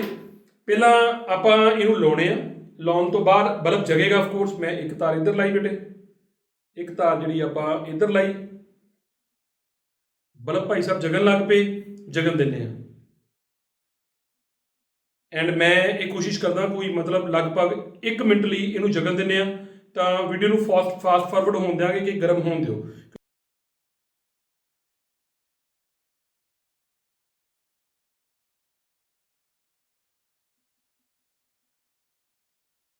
सो डन बेटा, इनू उतारिया, उतारन तो बाद रखिया, नोट करना आ लगाई इधर, आ दूजे एंड ते लाया। तुसीं रेजिस्टेंस चैक करो, अटैक ज़्यादा आ गई कि नहीं आ गई। पक्की गल है कि जदों आपां करंट चलावांगे तो रेजिस्टेंस जिहड़ी उहनूं फर्क पैना जिवें ठंडी होएगी नाल दी नाले आपस स्टैंडी दोबारा उस वैल्यू ते आ जाएगी। सो दिस इज इट, है ना। बस ये है कि आपां उहनूं बोलन लाउणा है। बेसिकली मैनूं लगदा कि तुहानूं सारिਆਂ ਨੂੰ ਇਹ चीज़ां तो इंटरस्टिंग लगदियां ने। इंटरस्टिंग की नहीं लगता, हो सकता कि तुहाडे च बहुते जणिਆਂ ने पहले प्रैक्टिस ना की होवे। सो प्रैक्टिस करांगे तो उन्ना वधिया सीख लांगे। Is that okay. सो मिलते हैं बेटा नेक्स्ट लैक्चर। Till then